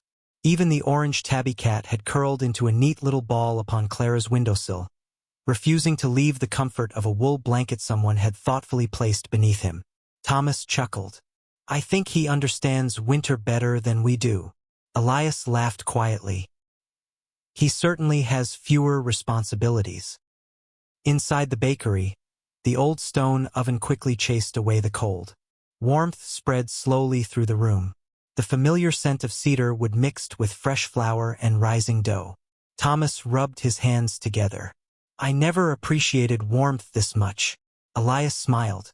"That's one of winter's gifts." Thomas looked puzzled. "It teaches us to notice simple comforts." While the dough rested, Thomas stepped outside carrying a basket of breadcrumbs. He sprinkled them carefully beneath the great oak tree. It wasn't long before the first visitors arrived. A robin, then another pair of tiny sparrows. Soon several birds hopped happily across the frosted ground, pecking at the crumbs. Thomas watched them with a gentle smile. "They look hungry. They've worked hard all year," Elias replied. "Now it's our turn to care for them." Thomas remained there until every crumb had disappeared. The little birds fluttered into the trees, their cheerful songs filling the cold morning air. Later, Margaret arrived at the bakery carrying a basket covered with a thick linen cloth. "I thought you might enjoy these." She lifted the cloth. Inside rested freshly baked apple tarts. The warm scent of cinnamon filled the room. Thomas smiled. "They smell wonderful. They're best when shared," Margaret replied. It seemed everyone in Quiet Valley believed that. Nothing delicious was ever meant for only one person. By midday, several villagers gathered inside the bakery to escape the cold. Clara sat beside the fire reading quietly while the children listened. The carpenter repaired a wooden toy near the window. Someone placed another kettle over the fire. Someone else poured more tea. Outside, the frost slowly disappeared beneath the afternoon sunshine. Inside, laughter quietly filled the room. Thomas looked around. Back in the city, cold days had often made people impatient. Here, they seemed to bring everyone closer together. That afternoon, Thomas and Elias carried several fresh loaves to the oldest widow in the valley. Her little cottage stood near the edge of the forest. Smoke rose gently from its chimney. She welcomed them with a warm smile. "I was just making tea." Thomas handed her the bread. "We thought you shouldn't have to bake today." Her eyes filled with gratitude. "You're both very kind." As they prepared to leave, she stopped Thomas. "When I was young," she said softly, "my husband always believed the first cold morning of the year should begin with warm bread." Thomas smiled. "I think he'd be happy today." "So do I." As evening settled over Quiet Valley, the sky turned shades of rose, lavender, and deep blue. Tiny stars appeared one by one above the silent mountains. The bakery windows glowed warmly against the crisp evening air. Thomas stood outside for a moment before locking the door. He looked across the peaceful valley. The frost was gone, but its quiet beauty remained in his memory. "Elias." "Yes. I used to think warmth came from ovens." The old keeper looked toward him. "And now," Thomas smiled, "I think it comes from people." Elias's eyes softened. "The oven only bakes the bread. The people," he said gently, "are the ones who make it feel like home." Thomas looked back toward the village. Warm lights glowed from every cottage window. Somewhere, someone laughed. Somewhere else, a family gathered for supper. The crystal river continued its gentle song beneath the starlit sky. And as Thomas breathed the cool evening air, he realized something. Winter had not made the valley colder. It had simply given everyone another reason to share a little more warmth. The days continued to grow shorter. Each morning, the sun rose a little later. Each evening, the stars arrived a little earlier. Yet no one in Quiet Valley seemed saddened by the longer nights.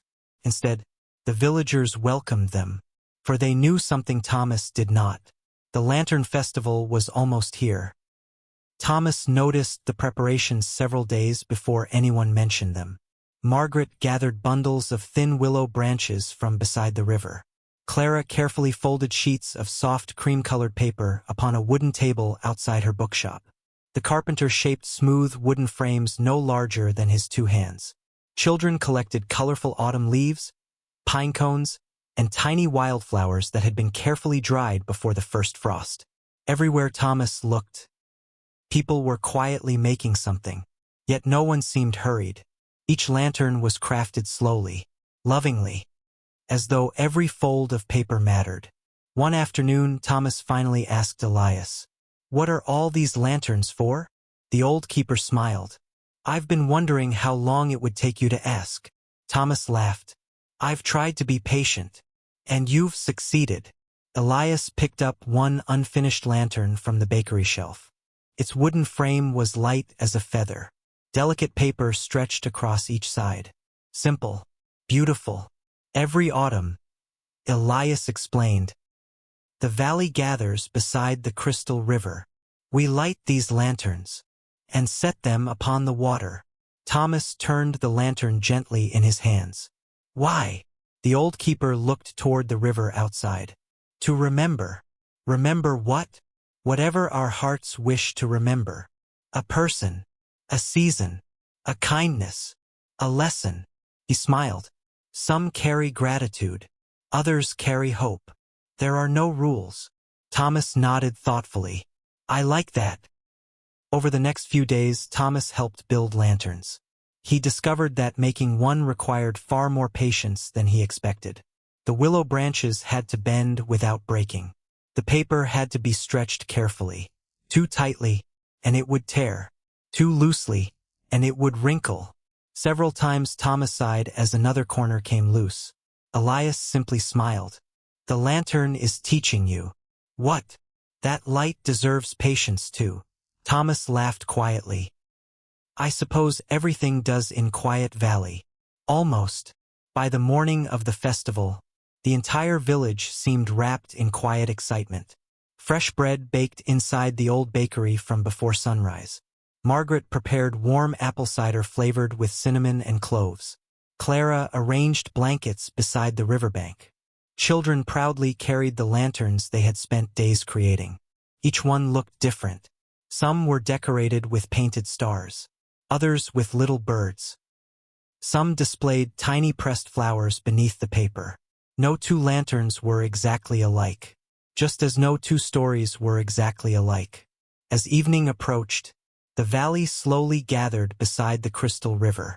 The sky glowed with deep shades of gold, rose, and lavender before fading into twilight.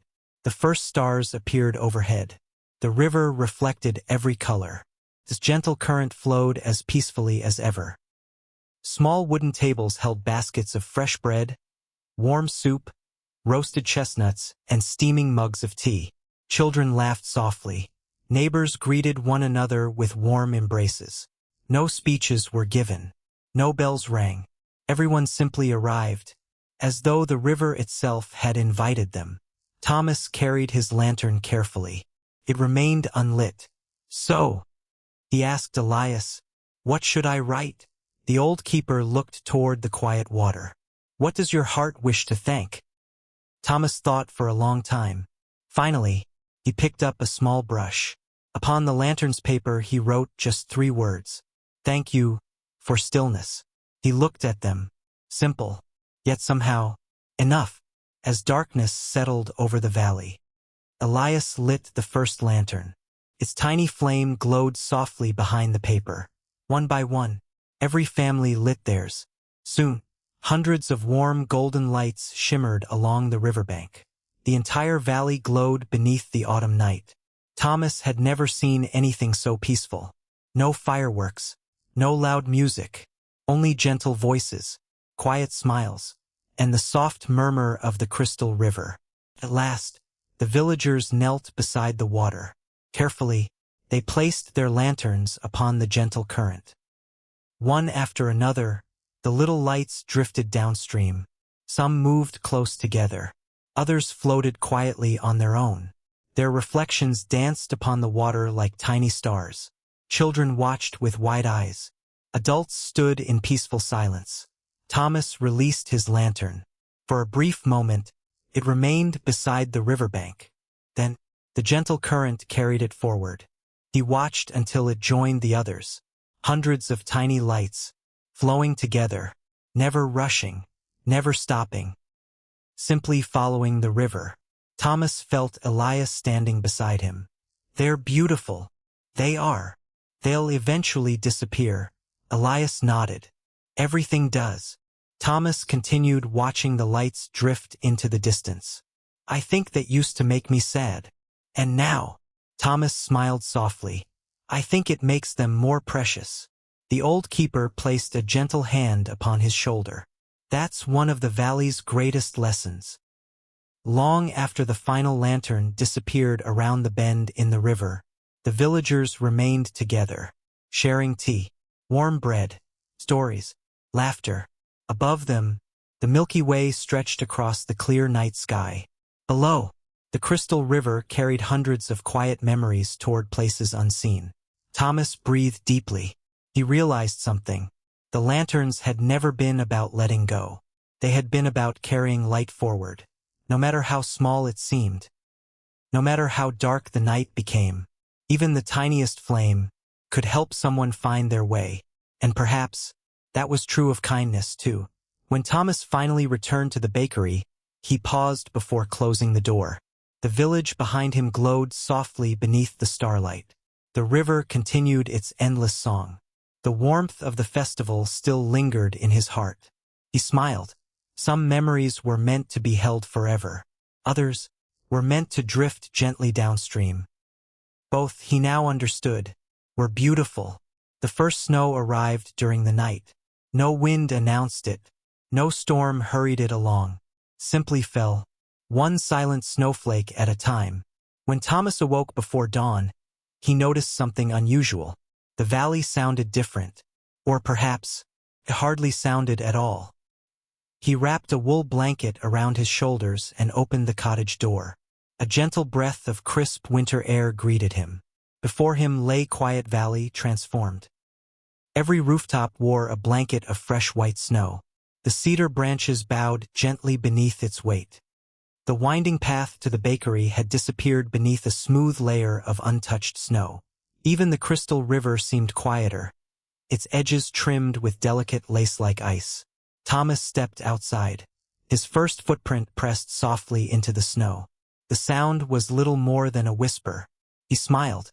It felt as though he had become the first person awake in an entirely new world. When he reached the kitchen, Elias was already preparing breakfast. The scent of cinnamon porridge filled the cottage. Without looking up, the old keeper smiled. "You've seen it." Thomas nodded. "It's beautiful." "It is." They stood together by the window. Outside, tiny flakes still drifted gently from the gray morning sky. Thomas watched them for a long moment. "I've never noticed how quiet snow is." Elias poured 2 cups of warm tea. "It doesn't make the world silent."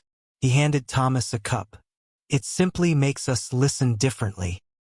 Their walk to the bakery was slower than ever.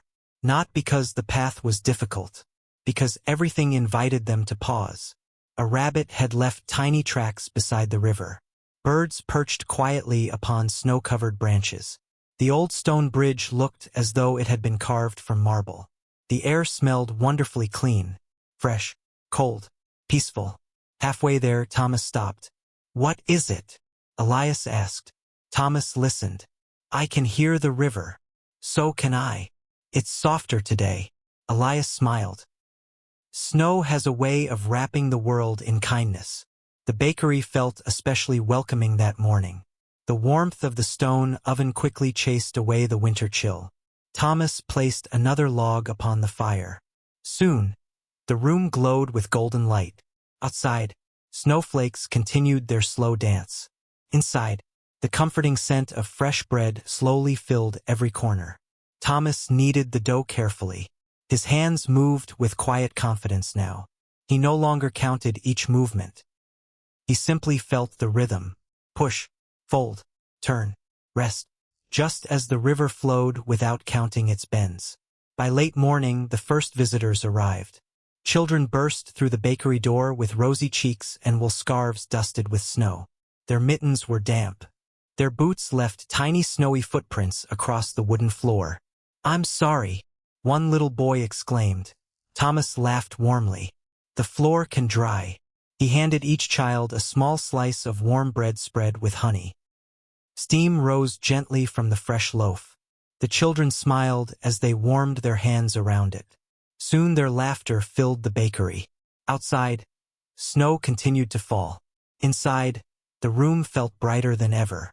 Margaret arrived carrying a basket wrapped in thick blankets. Inside were steaming apple pastries. "I thought everyone might enjoy these today." Clara followed soon after with a stack of winter stories. She settled into her favorite chair near the fireplace. As the children gathered around her, she began reading in her calm, gentle voice. The story spoke of snowy forests, friendly deer, and stars shining above frozen lakes. Even the adults listened.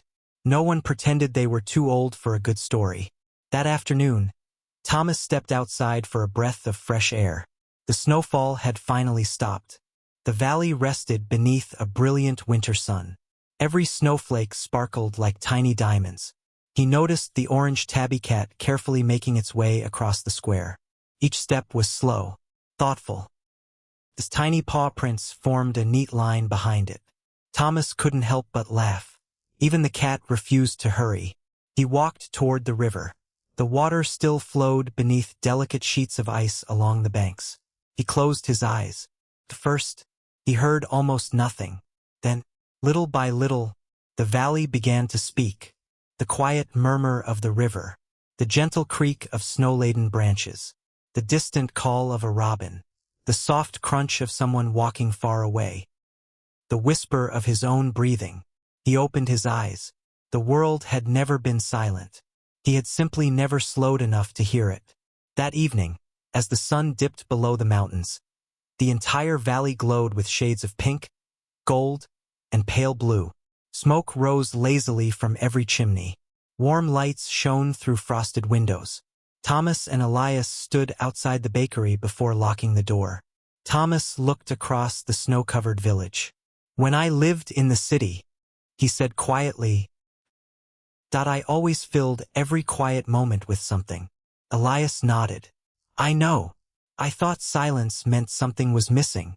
And now," Thomas smiled as another tiny snowflake landed upon his sleeve. "Now I think silence is where we hear the things that matter most." The old keeper looked toward the stars beginning to appear above the valley.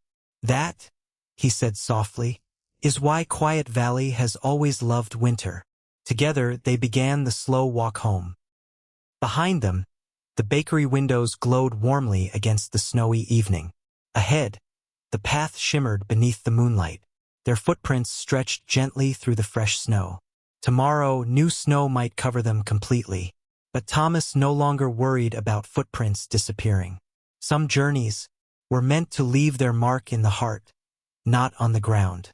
And as the valley settled into another peaceful winter night, he knew he was exactly where he was meant to be. The snowfall had ended. During the night, the clouds drifted quietly beyond the mountains, leaving behind a sky so clear that every star seemed brighter than Thomas had ever seen. By morning, the valley rested beneath crisp winter sunlight.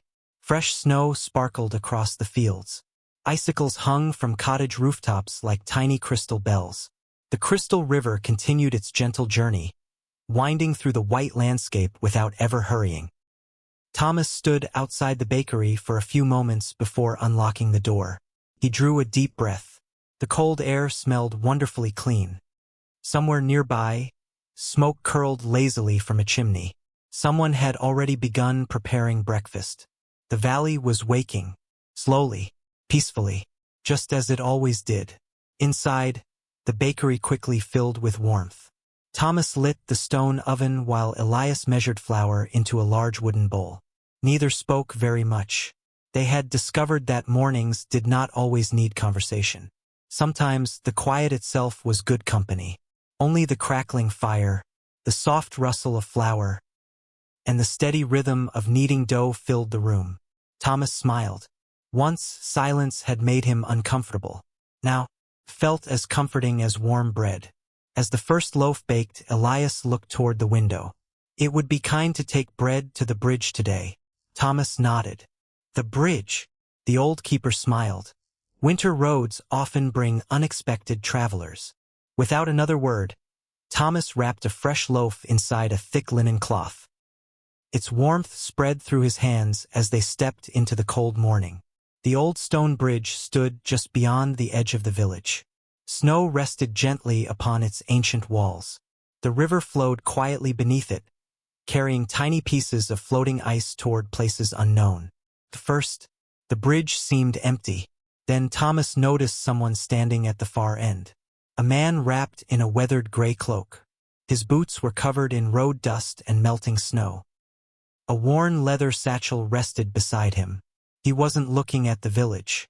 He was looking at the river, as though unsure whether to continue walking or turn back. Thomas approached slowly. "Good morning." The traveler turned. His face was tired. Not old, just tired. "Good morning." His voice was gentle. "I hope I'm not disturbing anyone." Thomas smiled. "Not at all.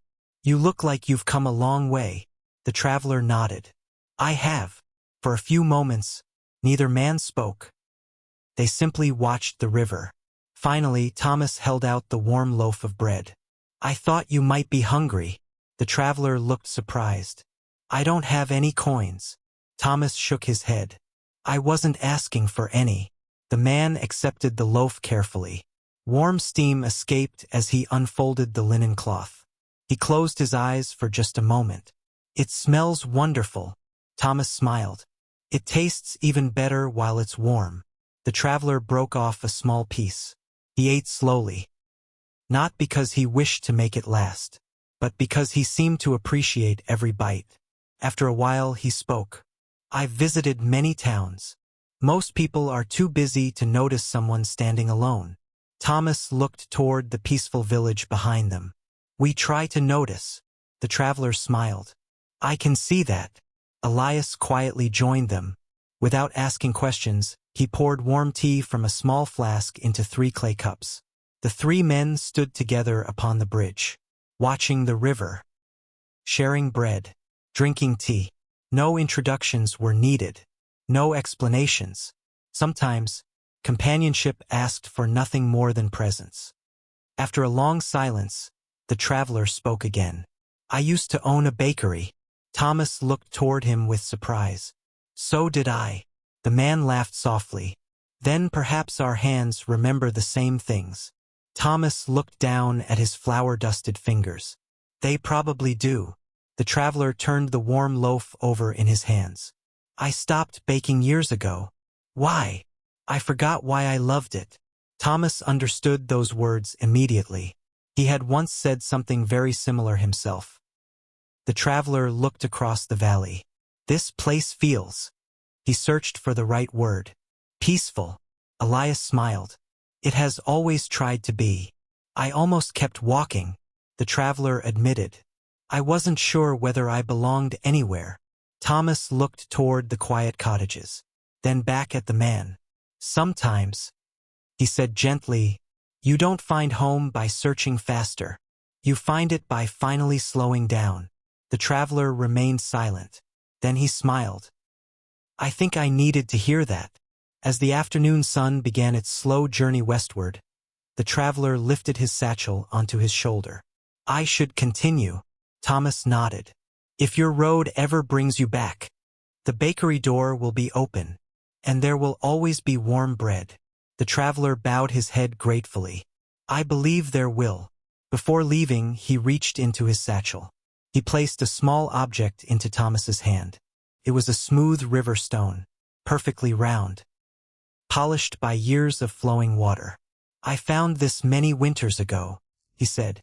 "It reminded me that gentle things can shape even the hardest stone." Thomas closed his hand around it. "I'll keep it." The traveler disappeared slowly along the snowy road. His footprints stretched toward the distant hills until they faded into the white landscape. Thomas watched until he was no longer visible. Then he looked down at the small stone resting in his palm. Felt cool, smooth, timeless. Elias glanced toward him. "What will you do with it?" Thomas smiled. "I think I'll place it on the bakery windowsill. So every morning, I'll remember that kindness doesn't always change someone all at once. Sometimes, it changes them little by little, just like a river." Elias nodded with quiet approval. Together, they began walking back toward the village. Behind them, the old stone bridge stood peacefully above the flowing river. Ahead, the warm windows of the bakery welcomed them home, and somewhere beyond the snowy hills, a weary traveler carried a loaf of bread, a full heart, and perhaps the beginning of a slower journey. Winter settled gently over Quiet Valley. Each sunrise arrived a little later. Each sunset came a little sooner. The days had become short, but no one seemed troubled by it. Instead, the villagers spoke with quiet excitement. "The longest night is almost here." Thomas heard those words several times during the week. Margaret smiled whenever she said them. Clara placed extra blankets near the fireplace in her bookshop. Even the children whispered happily as they gathered pine cones and dry cedar branches. Thomas finally asked Elias one snowy morning, "Why does everyone look forward to the longest night?" The old keeper smiled as he dusted flour across the oak table. "Because after tonight, every day grows a little brighter." Thomas paused. "I've never thought about it that way. Most people only notice the darkness. The valley celebrates the return of the light." Throughout the day, the bakery filled with the comforting sense of winter. Fresh bread baked beside cinnamon rolls. Honey cakes cooled upon wooden racks. Warm apple cider simmered quietly over the fire. Thomas found himself smiling almost constantly. Every knock at the bakery door brought another neighbor carrying something to share. A basket of roasted walnuts. A jar of blackberry preserves. Fresh cheese wrapped in linen. Nobody had been asked. Nobody expected anything in return. Everyone simply wished to contribute. By afternoon, the bakery looked less like a shop, and more like the kitchen of one enormous family. As sunset approached, the villagers slowly gathered at the highest hill overlooking Quiet Valley. At its center stood a great circle of smooth stones. Inside rested a carefully arranged stack of cedar logs. Thomas looked around. Above him, the first stars began to appear. The snow reflected the fading golden light, making the entire valley glow softly. Children ran through the snow, laughing gently. Their scarves fluttered behind them like colorful ribbons. Older villagers carried lanterns that cast warm circles of light upon the white ground. No one hurried. There was nowhere else anyone wished to be. Elias handed Thomas a small lantern. "This one is yours." Thomas held it carefully. This tiny flame danced behind the paper walls. "It feels warm." Elias nodded. "Even a little light can change the night." When darkness finally settled across the valley, the oldest villager stepped quietly into the circle. Without speaking, he lowered a lantern toward the cedar logs. Within moments, a gentle flame appeared. Then another. Soon, a great bonfire rose into the winter sky.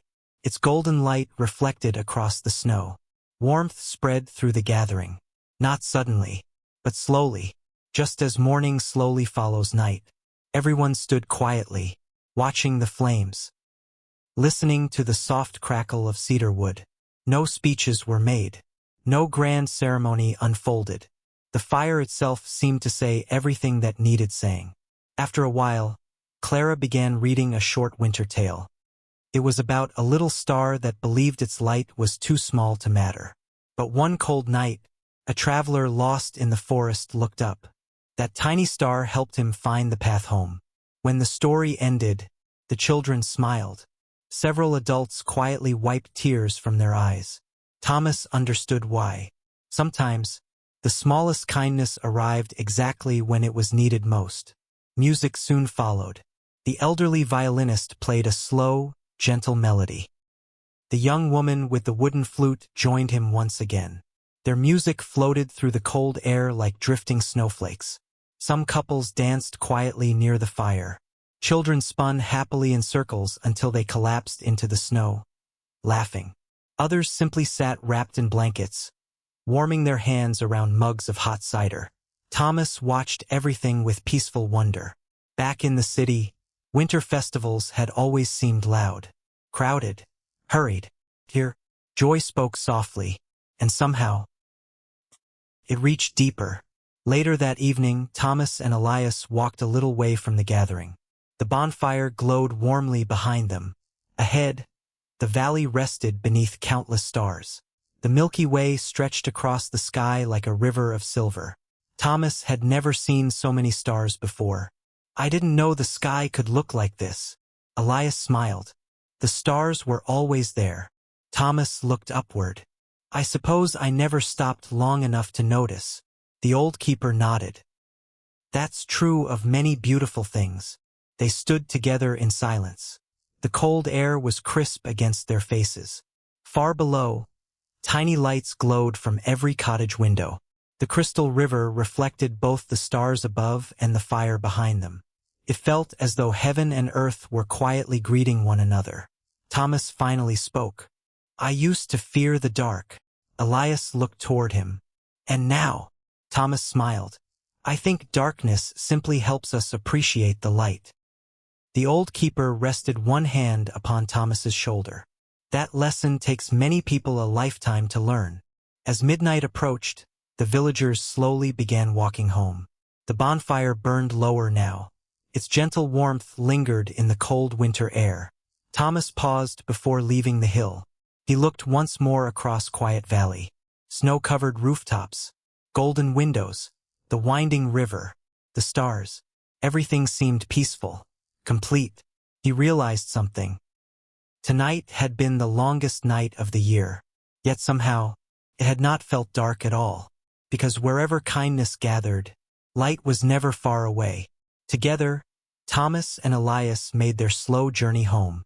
Behind them, the final embers of the bonfire glowed softly beneath the winter sky.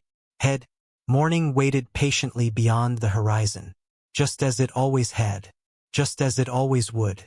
Morning returned quietly, not with trumpets, not with celebration, simply with light.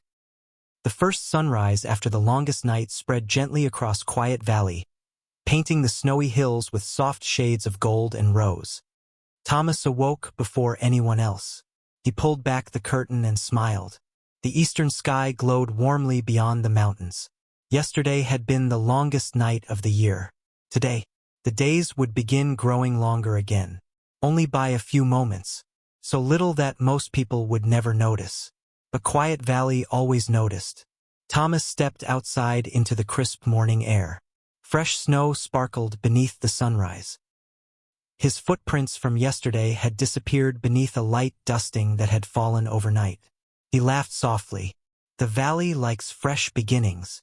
Behind him, Elias stepped onto the porch carrying 2 steaming mugs of tea. "It does." They stood together in comfortable silence, watching the sunlight slowly reach the rooftops. One cottage after another awakened beneath its golden touch. Smoke curled lazily from chimneys.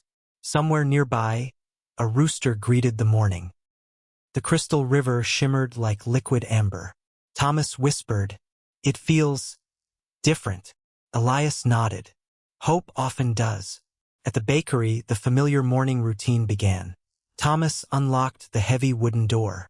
He swept away the thin layer of snow from the stone steps. He lit the cedar fire inside the great oven. Soon, the room filled with warmth once more. The scent of cedar mingled with flour. The work table waited patiently. The bowls rested neatly upon the shelves. Everything was exactly where it belonged. Thomas smiled. There was comfort in familiar things. As they prepared the day's dough, Thomas noticed something. He no longer thought about each step. His hands worked naturally. Flour, water, salt, gentle movements, patient hands. The dough came together almost effortlessly. Elias watched quietly. "You've changed." Thomas looked up. "Have I?" The old keeper nodded. "When you arrived, you baked with your hands. And now, you bake with your heart." Thomas smiled. "I think Quiet Valley taught me that." "No," Elias replied gently. "It reminded you." By mid-morning, the bakery welcomed its first visitors. A young mother came with her little son. The carpenter stopped in for his usual loaf. Margaret arrived carrying dried oranges tied together with bits of twine. "They'll make the bakery smell like sunshine," she said with a smile. Thomas hung them near the window. Soon the room carried a gentle scent of citrus mixed with warm bread. It reminded him that spring, though still far away, had already begun its quiet journey toward the valley. Later, Clara entered carrying a bundle of old journals. "I found these while cleaning," she explained. "They belonged to several villagers many years ago." Thomas carefully opened one. Inside were simple entries. "The first robin returned today. The apples were sweeter than last year. Shared tea with Margaret." The bread turned out well. Nothing extraordinary, just small moments. Yet together, they told the story of an ordinary life lived with extraordinary attention. Thomas smiled. I think people remember life better when they write about the little things. Clara nodded. The little things become the big things. That afternoon, Thomas stepped outside for a short walk while the final loaves cooled. The village seemed brighter. Not because the sun was stronger, because he was noticing more. Icicles catching the light, birds hopping across snowy fences, a child carefully helping her grandfather carry firewood. The orange tabby cat proudly sitting in the middle of the square as though he were personally responsible for watching over the village. Thomas laughed. The cat blinked slowly, entirely pleased with himself. As evening approached, Thomas and Elias sat upon the bakery steps. Each held a warm slice of bread spread with fresh butter. The sky slowly faded into lavender. The first evening star appeared above the western hills. Thomas broke the comfortable silence. I used to believe every new year needed a great plan. And now, Thomas thought for a moment, I think it only needs one good morning. Elias smiled. One peaceful morning often becomes a peaceful day. And peaceful days, Thomas continued, become a peaceful life. The old keeper nodded. Exactly. The village lights slowly appeared one by one. Warm windows glowed against the snowy evening. Families gathered around their tables. Friends shared quiet conversations. The bakery stood peacefully at the center of it all. Thomas looked toward the mountains. Only yesterday, the valley had celebrated the longest night. Today, the world had already begun turning gently back toward spring. No one rushed the seasons. No one wished winter away. They simply welcomed each day as it arrived. Thomas closed his eyes for a moment. He breathed in the scent of cedar, fresh bread, and the cold winter air. For the first time in many years, he wasn't wondering what tomorrow might bring. Today was enough. And somehow, that made tomorrow something to look forward to. The stars slowly filled the sky above Quiet Valley. The crystal river continued its endless song beneath the moonlight. And inside the warm old bakery, another peaceful day had become another quiet memory. The snow continued to rest quietly over Quiet Valley. Winter had settled into its gentle rhythm. The mornings arrived crisp and bright. The afternoons passed peacefully beside warm ovens and steaming cups of tea. The evenings ended beneath skies filled with countless stars. Life had become wonderfully ordinary, and Thomas was beginning to understand that ordinary days were often the richest ones of all. One quiet morning, while sweeping beneath the bakery shelves, Thomas noticed something tucked far into the corner. It was a small wooden box. Time had darkened the oak until it was nearly the color of chestnuts. A simple brass latch held it closed. Thomas carefully brushed away the dust. Elias! The old keeper looked up from kneading dough. I've never seen this before. Elias smiled with quiet recognition. I wondered when you would find it. Thomas carried the box to the work table. The wood felt smooth beneath his fingertips. Its corners had been worn soft by many years. Slowly, he lifted the lid.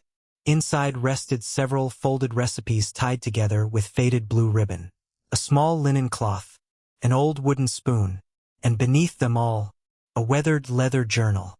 Thomas looked toward Elias. Samuel's? The old keeper nodded. The last journal he ever wrote. Thomas gently picked it up. Its pages smelled faintly of cedar and old paper. Years had turned them the color of honey. The first pages contained familiar things, recipes, measurements, little drawings of bread loaves, notes about the weather.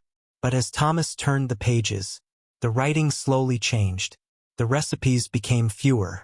The thoughts became deeper. Samuel had begun writing about life. Instead of bread, Thomas read quietly. Today I burned a loaf. Years ago I would have called it failure. Now I simply call it tomorrow's lesson.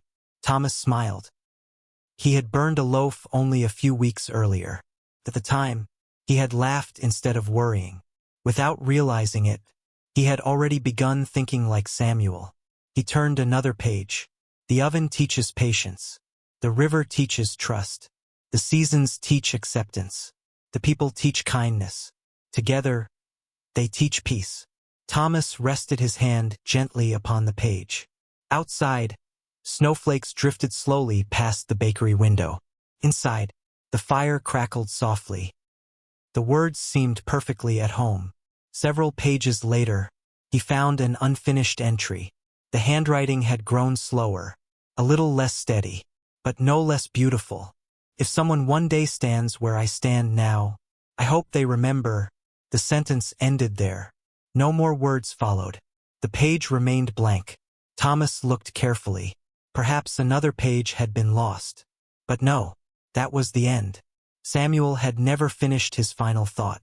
Thomas closed the journal gently. I wish I knew what he wanted to say. Elias smiled. I think he did finish it. Thomas looked puzzled. But the page is empty. The old keeper nodded. Not every ending needs words. Thomas looked again at the blank page. For several moments, neither man spoke. The bakery seemed unusually quiet. Finally, Elias said softly, What would you write? Thomas thought for a long while. The question settled gently in his heart. At last, he answered, I hope they remember. He paused. That they were never in a hurry. Elias smiled. I think Samuel would have liked that. That afternoon, Clara visited the bakery. Thomas showed her the journal. She carefully turned its delicate pages. When she reached the unfinished ending, she smiled knowingly. My favorite books leave something for the reader. Thomas nodded. So do my favorite stories. She closed the journal gently. Perhaps Samuel trusted someone else to finish it. Later that evening, after the bakery had closed, Thomas sat alone beside the warm oven. The journal rested open before him. A pen lay nearby. He thought about writing on the final page. He even picked up the pen.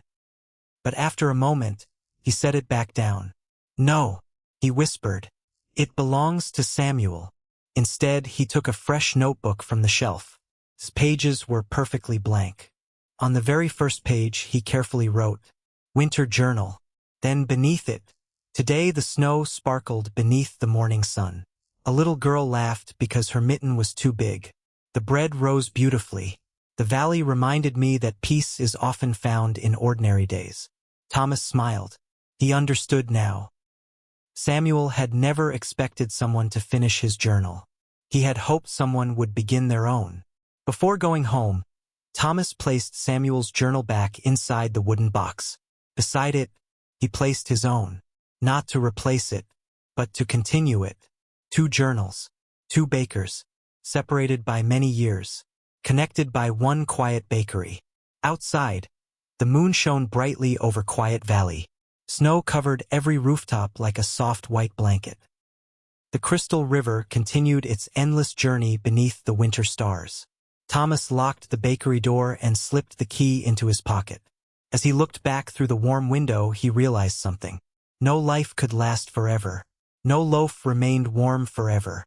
No season stayed forever. But kindness could be passed from one pair of hands to another. Like a favorite recipe, like an old story, like a journal waiting for someone brave enough to begin the next page. Winter deepened quietly. The mornings became colder. The evenings arrived wrapped in silver mist. Each sunrise painted the valley with pale shades of gold that shimmered across the snow before slowly fading into the soft light of day. Thomas had grown fond of these mornings. He no longer hurried to begin his work. Instead, he always paused for a few moments outside the bakery, to breathe, to listen, to greet another peaceful day. One morning, as he crossed the old stone bridge, something caught his attention. The Crystal River looked different. The gentle current still flowed through the center. But along the edges, the water had frozen. Clear sheets of ice stretched quietly beneath the overhanging branches. Tiny air bubbles rested inside the glass-like surface, trapped as though time itself had paused. Thomas knelt beside the riverbank. The ice reflected the pale winter sky. It's beautiful, he whispered. Elias joined him. The river is teaching again. Thomas smiled. What lesson today? The old keeper rested a hand upon the bridge wall. Look closer. Thomas studied the frozen edge. Everything appeared perfectly still. Nothing moved. Nothing changed. It seems asleep, he said. Elias nodded.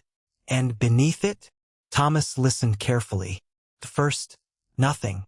Then, very faintly, he heard it, the quiet murmur of flowing water beneath the ice. It never stopped. Thomas said softly. No. The surface became still. But the river kept moving. The words stayed with Thomas all morning. Back inside the bakery, he kneaded the day's dough while thinking about the hidden current beneath the ice. How often had he believed that nothing was happening, simply because he couldn't see it? Perhaps people were like rivers. Sometimes the greatest changes happen quietly, deep inside, long before anyone else noticed. By midday, children gathered beside the frozen riverbank. They admired the delicate patterns trapped inside the ice. Some looked like tiny feathers. Others resembled stars. One little girl pointed excitedly. It looks like flowers. Thomas walked over. She was right. The frost had painted beautiful shapes across the surface. No artist had planned them. Nature had created them patiently. One cold morning at a time, Margaret arrived carrying baskets of birdseed. The birds have less to find now, she explained. Together, she and Thomas scattered seeds beneath the great oak tree. Within minutes, robins, sparrows, and bluebirds fluttered down from the branches. Thomas smiled as they hopped across the snow. Even in winter, life quietly continued. That afternoon, a young boy entered the bakery looking worried. My father says spring is still far away, he said. Thomas knelt beside him. It is. The boy sighed. I don't like waiting. Thomas thought for a moment. Then he smiled. Come with me. He led the boy to the bakery window overlooking the river. Do you see the ice? Yes. Do you think the river has stopped? The boy nodded. It looks like it. Thomas pointed toward the center of the water. Listen. Together, they became very still. After a few moments, the boy's eyes widened. I hear it. Thomas smiled. The river is still moving. You just couldn't see it. The boy looked thoughtful. So, he said slowly, spring is coming even if I can't tell? Thomas nodded. Exactly. The little boy grinned. I think I can wait. Evening settled over Quiet Valley. The western sky glowed with soft shades of orange and lavender. Thomas and Elias walked once more to the old bridge. The frozen edges sparkled beneath the fading sunlight. The current beneath continued its patient journey toward the sea. Thomas rested his hands upon the cold stone wall. I've been thinking about the river. Elias smiled. I hoped you would. I think people often become discouraged because they can't see change. They believe nothing is happening. The old keeper nodded. But some of the most important work, Thomas continued, happens beneath the surface. Just like the river, the first stars appeared overhead. Their reflections shimmered upon the flowing water where the ice ended. Thomas watched them quietly. I used to think progress meant moving quickly, he said. And now? Elias asked. Thomas smiled. I think progress sometimes looks like standing still. But underneath, he looked toward the gentle current. Your heart is still learning. The old keeper's eyes reflected both the stars and the river. That may be one of the finest lessons this valley has ever taught. Together, they returned toward the warm glow of the bakery. The scent of fresh bread drifted into the crisp evening air. Snow crunched softly beneath their boots. Behind them, the crystal river continued flowing beneath its quiet blanket of ice. Hidden, patient, unstoppable. And Thomas realized, not every journey needed to be visible. Sometimes the most meaningful journeys were the ones that happened deep within us, where no one else could see them. Just as the river continued faithfully beneath the frozen surface, so too did hope continue its gentle course through every season of life. Winter held Quiet Valley in its gentle embrace. The snow had become a familiar part of each morning. The rooftops wore soft white blankets. The cedar trees stood quietly beneath sparkling frost. The crystal river still flowed beneath its edges of ice, singing its patient song to anyone willing to stop and listen. Thomas had begun to love these peaceful mornings. Each one felt like the first page of a favorite book. Just before sunrise, the wind stirred for the first time in many days. It wasn't a fierce storm, only a brief winter breeze that danced through the valley before disappearing into the mountains. By breakfast, calm had returned. The bakery glowed warmly as Thomas unlocked the door. He bent to brush a little snow from the front step. Something caught his eye. Near the edge of the porch, a tiny sparrow lay curled beneath the wooden railing. His feathers were dusted with snow. His little wings trembled. Barely. Thomas knelt immediately. "Oh!" he whispered. Elias joined him. The old keeper carefully removed his wool scarf. Together, they gently lifted the tiny bird into its warmth. "It's still alive," Thomas said quietly. Elias nodded. "It simply needs warmth." Inside the bakery, Thomas placed a small basket near the fire. He lined it with soft linen cloths.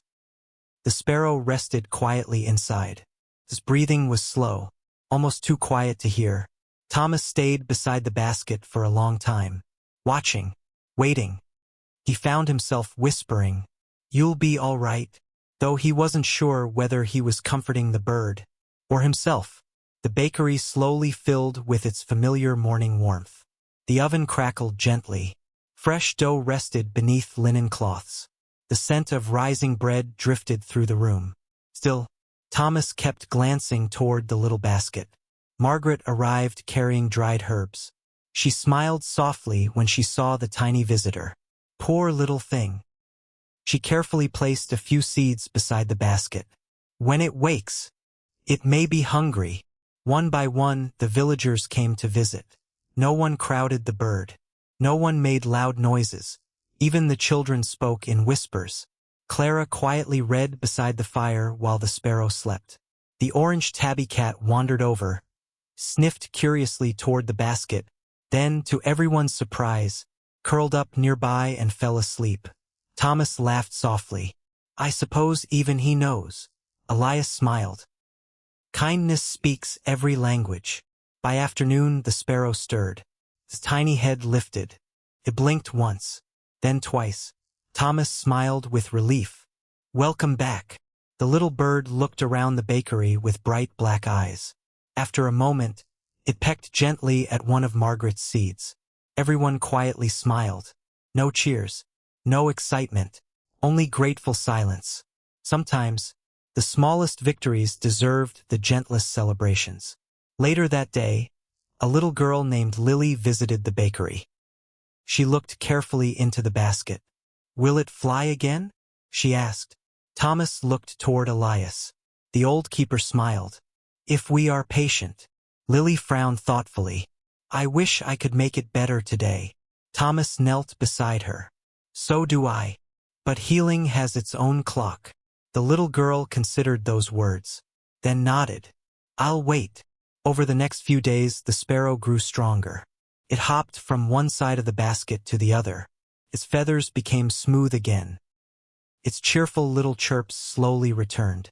Each morning, Thomas greeted it before beginning the day's bread. "Good morning, little friend." Soon, the tiny bird answered with a cheerful chirp every time. The bakery somehow felt even warmer. Finally, one bright winter afternoon, Elias carried the basket outside. The sky was clear. The snow sparkled beneath the gentle sunlight. Thomas opened his hands. The sparrow stepped onto his finger. It was so light, he could barely feel it. For a long moment, it simply looked around. Then, with one quick flutter, it flew, only a short distance at first, to the branch of a nearby apple tree. It rested there for a moment, as though gathering courage. Then, it lifted once more, higher, farther, until it disappeared into the bright winter sky. Thomas watched until the little bird was gone. He smiled. "I'll miss it." Elias nodded. "That means you cared." Thomas looked toward the empty basket in his hands. I wanted it to stay. The old keeper rested a gentle hand on his shoulder. But that was never the goal. Thomas looked puzzled. No, we cared for it. So that one day, it wouldn't need us anymore. Thomas stood quietly. The winter breeze rustled the cedar branches overhead. I think, he said softly, love isn't about holding on. Elias smiled. It's about helping others become free. As evening settled over Quiet Valley, Thomas stood outside the bakery watching birds gather among the trees. Somewhere high above, a tiny sparrow joined the flock. He couldn't know whether it was the same one. Perhaps it was. Perhaps it wasn't. Either way, it filled him with peace. Back inside, the bakery smelled of warm bread and cinnamon. The fire crackled gently. Neighbors laughed over cups of tea. Life continued, just as the river continued to flow, just as the seasons continued to turn. Thomas realized that kindness was much the same. It was never truly lost. Simply took flight, carried quietly from one heart to another. And somewhere beyond the snow-covered valley, a tiny sparrow flew beneath the winter sky, strong once again, because someone had chosen to be gentle. Winter still rested upon Quiet Valley. The mornings remained crisp. The rooftops were still covered with snow. The crystal river continued to carry small pieces of ice along its patient journey. To anyone passing through, it would have seemed that winter still had many weeks left to give. But the valley knew better. The valley always noticed the first whispers of spring. Thomas stepped outside the bakery just after sunrise. The air felt different, only slightly. It carried a softness that hadn't been there before. The sunlight lingered a little longer upon the hills. The shadows no longer seemed quite so long. He smiled. He couldn't explain why. Only that the morning somehow felt full of quiet expectation. As he swept the bakery steps, something caught his eye. Near the edge of the stone path, where snow had begun to melt, a tiny patch of earth had appeared. First it looked empty. Then Thomas knelt closer. There, pushing gently through the dark soil, was a single green shoot, no taller than his smallest finger. Small, fragile, almost hidden, yet determined. Thomas smiled. So you've arrived. Elias stepped outside carrying 2 mugs of tea. He followed Thomas's gaze. The first one. Thomas nodded. It seems early. The old keeper smiled. It always seems early. Thomas looked at the little green sprout. It doesn't look strong enough. It doesn't have to be. Elias replied gently. It only has to keep growing. The tiny plant stayed in Thomas's thoughts all morning. While kneading bread, he remembered it. While placing loaves into the oven, he remembered it. Even while chatting with Margaret and Clara, he found himself glancing through the bakery window toward the little patch of earth. It amazed him. Such a tiny thing, yet somehow carried the promise of an entire season. By afternoon, the children had discovered it too. Lily knelt carefully beside the shoot. It's so little, she whispered. Will it become a flower? Thomas smiled. Perhaps. Or perhaps something even bigger. The little girl frowned thoughtfully. How does it know when to grow? Thomas looked toward Elias. The old keeper answered. It doesn't wait until winter disappears. It simply begins. Later that day, Thomas and Elias walked through the orchard. The trees still stood bare. Their branches reached quietly toward the pale blue sky. Yet Thomas noticed something he had never seen before. Tiny buds, no larger than grains of rice, waiting patiently upon the branches. The trees looked asleep, but they weren't. Life had already begun its quiet work. Hidden from hurried eyes, the crystal river had changed too. The ice along its edges had become thinner. Here and there, small streams trickled down from the hillsides. Birdsong had grown just a little louder. The valley hadn't suddenly become spring. It was becoming spring, one quiet moment at a time. That evening, Thomas sat outside the bakery as the sun slowly disappeared behind the mountains. The sky glowed with soft shades of peach and lavender. A robin landed upon the old oak fence. It sang only once, a single clear note, then flew away. Thomas smiled. I think that was the first robin. Elias nodded. It was. It's amazing. What is? How spring begins long before most people realize it's here. The old keeper looked toward the western sky. Hope often arrives the same way. Thomas thought about that for a while. Back in his old life, he had always expected change to happen quickly. A new job, a better week, a different tomorrow. But Quiet Valley had shown him something else. Real change rarely arrived all at once.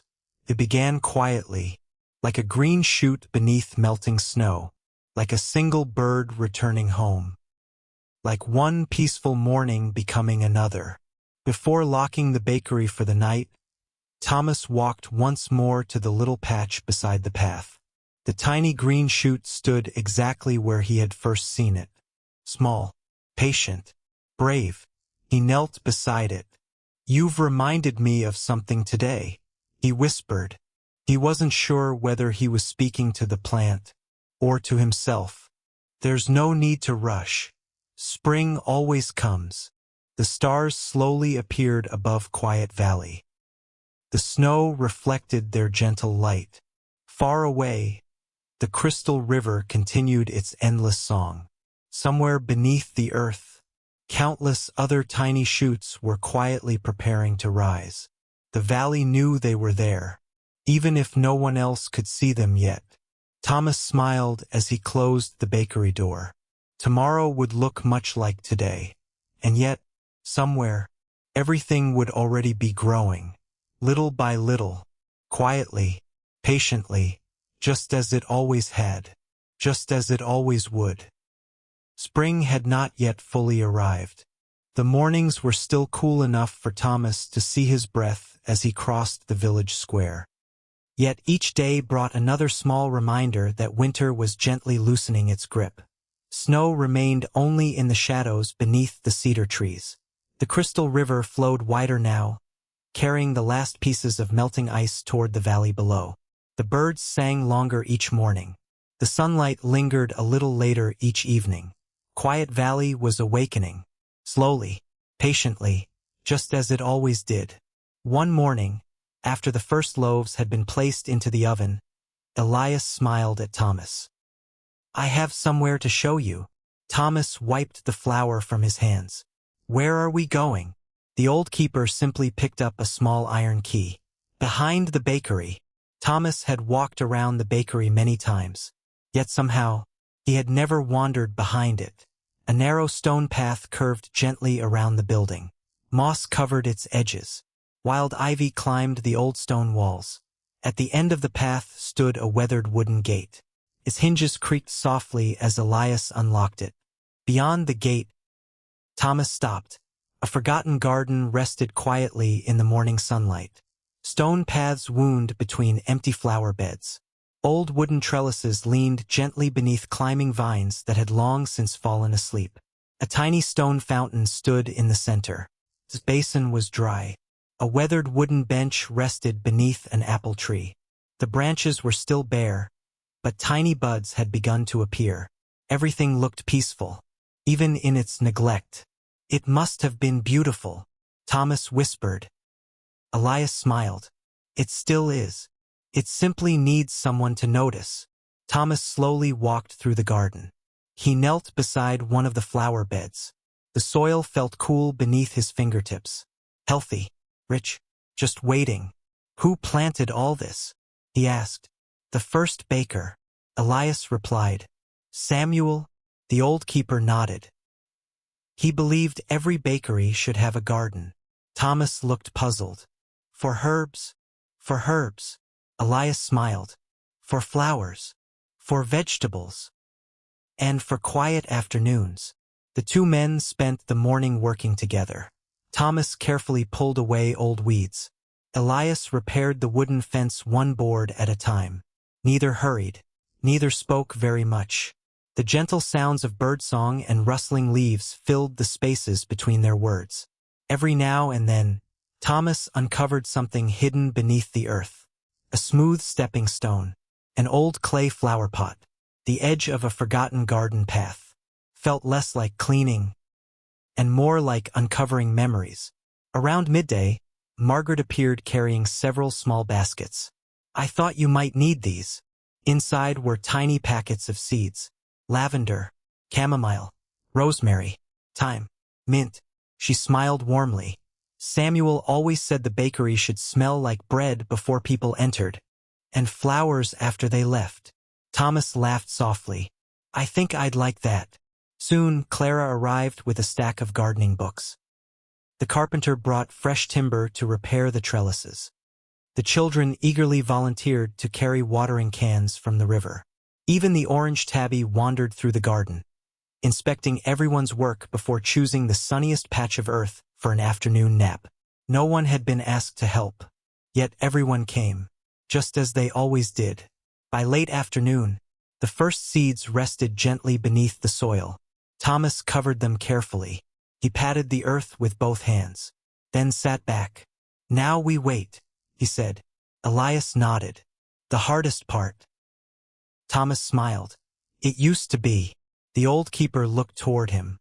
"And now?" Thomas watched the soft breeze ripple through the bare branches of the apple tree. "I've learned that waiting isn't empty. It's where growing happens." Elias's eyes brightened. The garden has already begun teaching. Before leaving, Thomas noticed the old stone fountain. "It doesn't work anymore," he said. Elias walked over. He knelt beside it and brushed away years of moss from a small carved inscription. Thomas leaned closer. The words were still clear. "Tend gently to small things. They become the places where peace grows." Thomas read the sentence twice, then smiled. "I think Samuel left us another lesson." "I believe he did."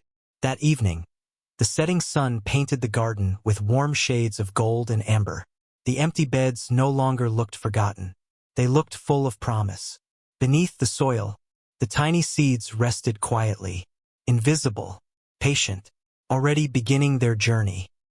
Thomas stood at the gate before closing it. Only this morning, the garden had seemed abandoned. Now, felt alive again. Not because flowers had bloomed, not because herbs had grown, but because someone had chosen to care. He realized that hearts were much the same. Sometimes, they only needed a little patience, a little kindness, and someone willing to believe in what could not yet be seen. As the stars slowly appeared above Quiet Valley, Thomas walked back toward the warm lights of the bakery. Behind him, the little garden rested peacefully beneath the evening sky, waiting, growing, dreaming quietly of spring. Spring announced itself not with great fanfare, but with birdsong. Each dawn, the melodies grew a little louder. The trees that had stood bare through winter now wore tiny leaves of pale green.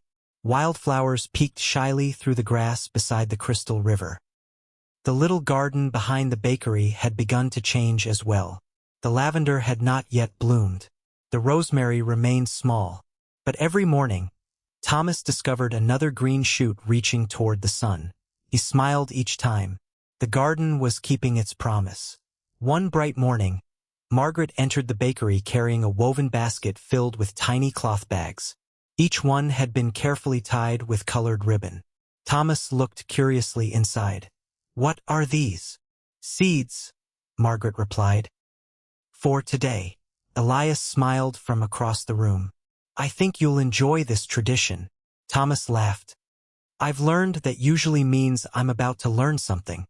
The village square was already alive when they arrived.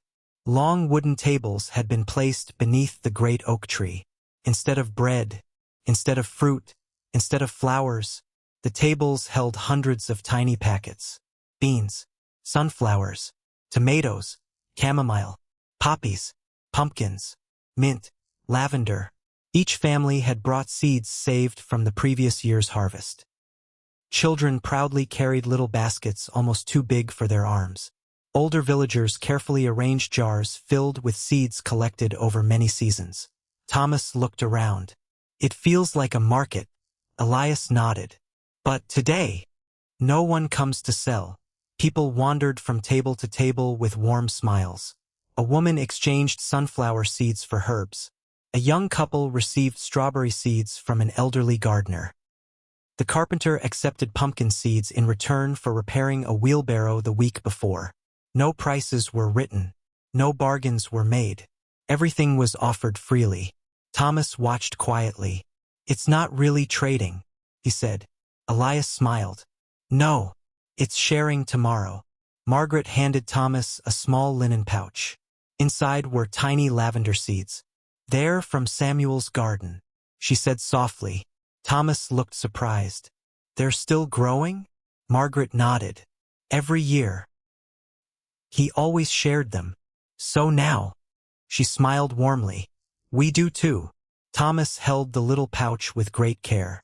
Such tiny seeds, yet they carried decades of kindness within them. Nearby, Lily was choosing flower seeds with great seriousness. She held up one tiny packet. "Do you think these will grow?"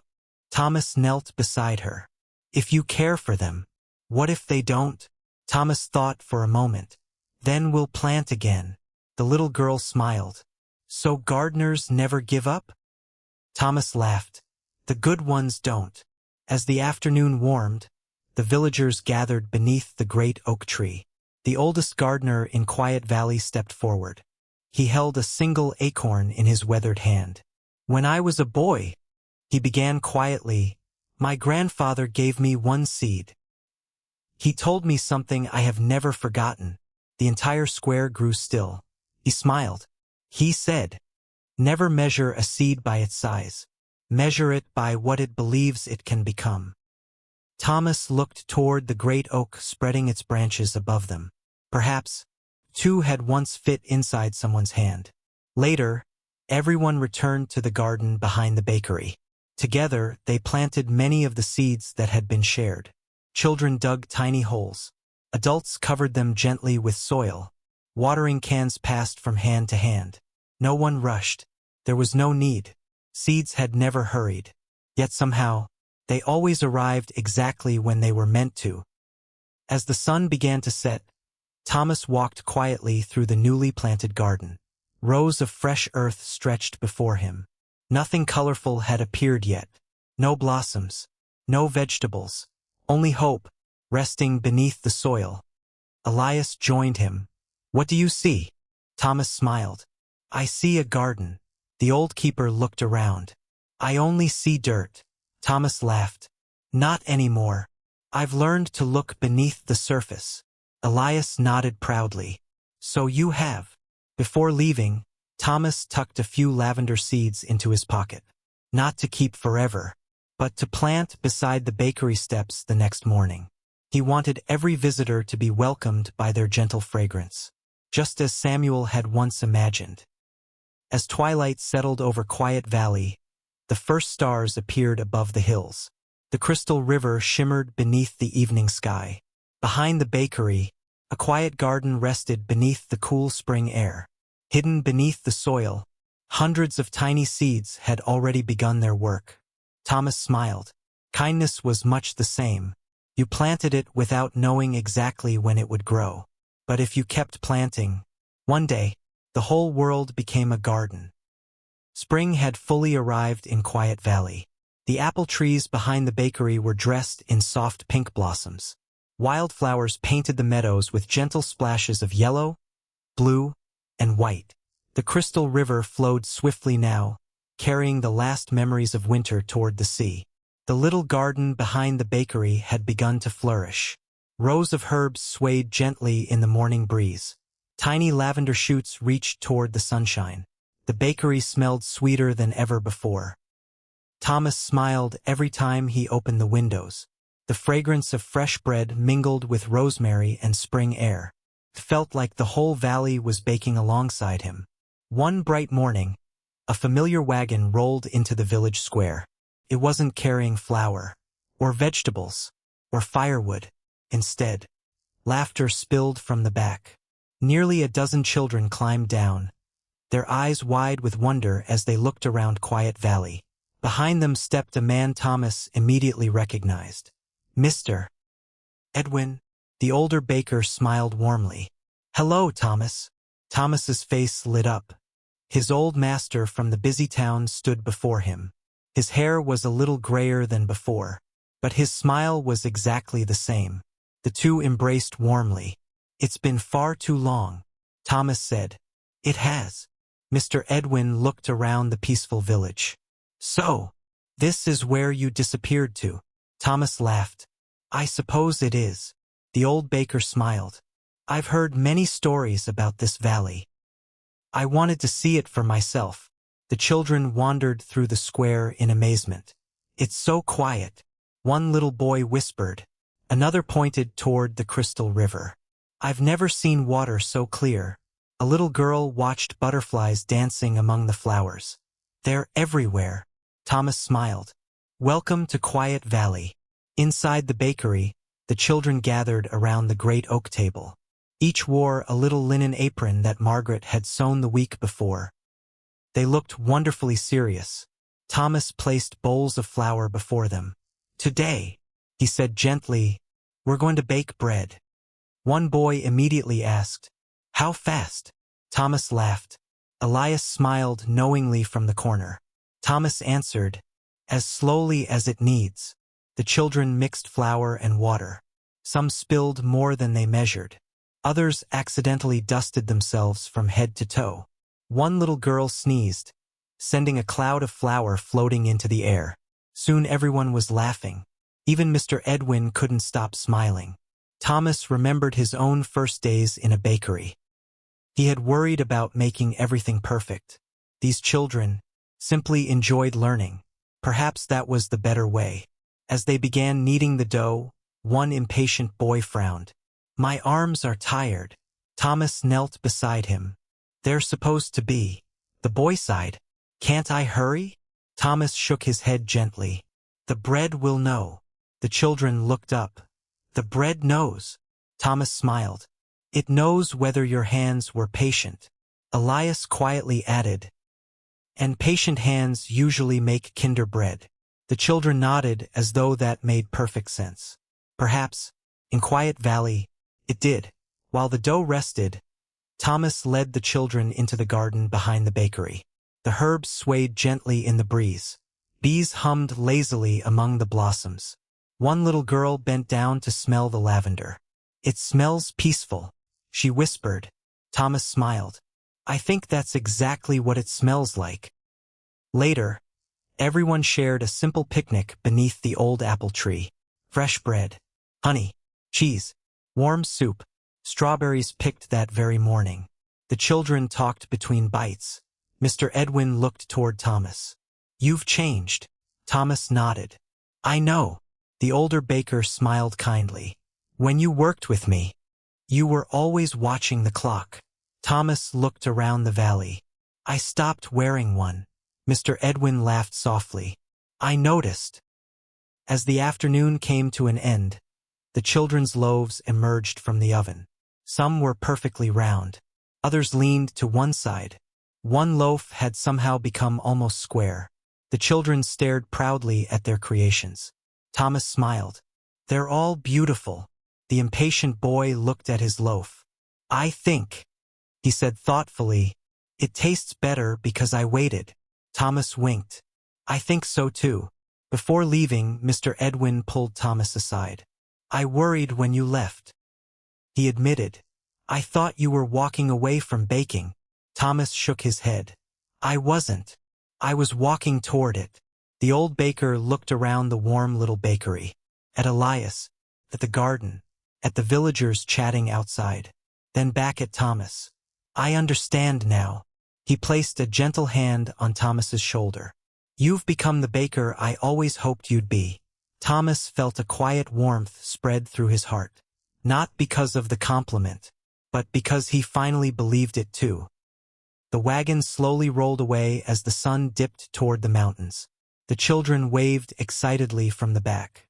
Several held their homemade loaves high in the air. "I'll bake slowly," One little girl shouted.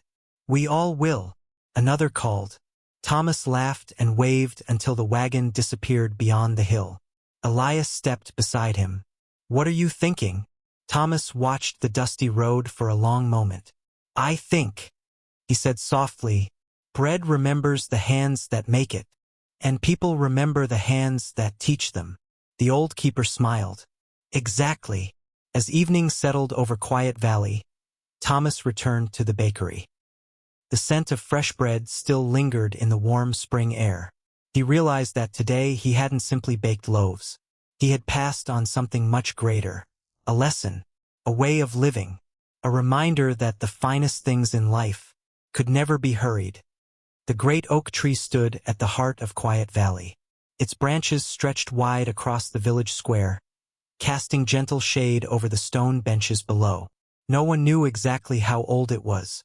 Some believed it had stood there for 200 years. Others thought it was even older. The oldest villagers simply smiled whenever someone asked. "It has always been here," they would say, "and perhaps it always will be." Thomas had passed beneath its branches countless times. Yet that morning, he noticed it differently, perhaps because spring had arrived. Fresh green leaves shimmered in the early sunlight. Birds had built little nests among its highest branches. Its roots disappeared deep beneath the earth, holding quietly to the valley it had watched over for generations. After the morning bread had been sold, Elias closed the bakery door. "Come," he said. "I have one last place to show you." Thomas laughed. "You always say that. And yet," Elias smiled, "there is always one more." Together they walked to the great oak. Children played nearby, chasing one another around its enormous trunk. An elderly couple sat upon one of the stone benches, sharing tea without saying very much. A young mother rocked her sleeping baby beneath the shade. The tree welcomed everyone, without choosing, without asking, simply by being there. Elias rested his hand against the rough bark. Samuel loved this tree. Thomas smiled. "I think everyone does." The old keeper nodded. "But do you know why?" Thomas looked up into the endless branches. "Because it's beautiful? Partly. Because it's old? Partly."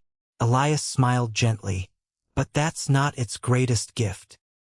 He invited Thomas to sit upon the old bench beneath the tree. "Now," he whispered. "Listen." Thomas closed his eyes. First, he heard birds singing high above. Then, the soft breeze moving through thousands of leaves. Children laughing somewhere nearby. The distant murmur of the crystal river. A bee drifting lazily from flower to flower. Footsteps upon the cobblestones. The quiet creak of branches. After several minutes, Thomas opened his eyes. "It's peaceful."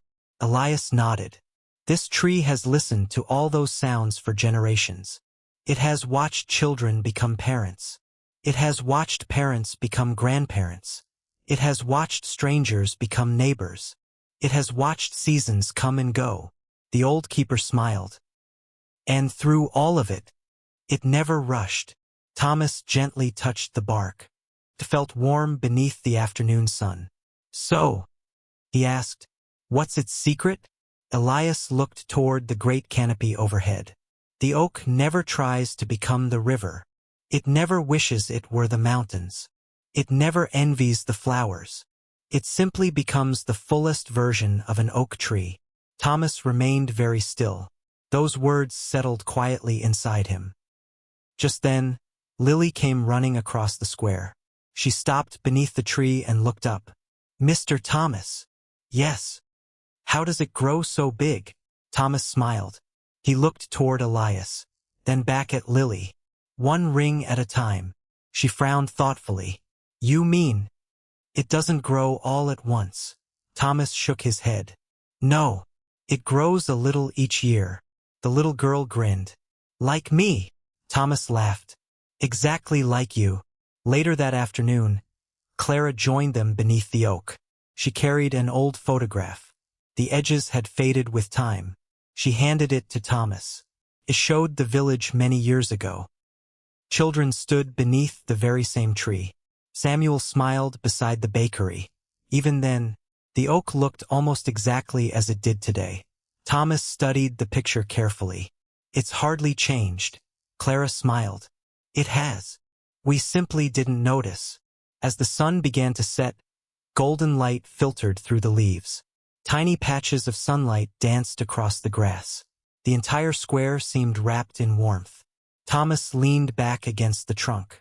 I think, he said softly, I've spent most of my life trying to become someone else. Elias looked toward him. And now, Thomas smiled. Now I'd rather become the best version of myself. The old keeper nodded. The oak would approve.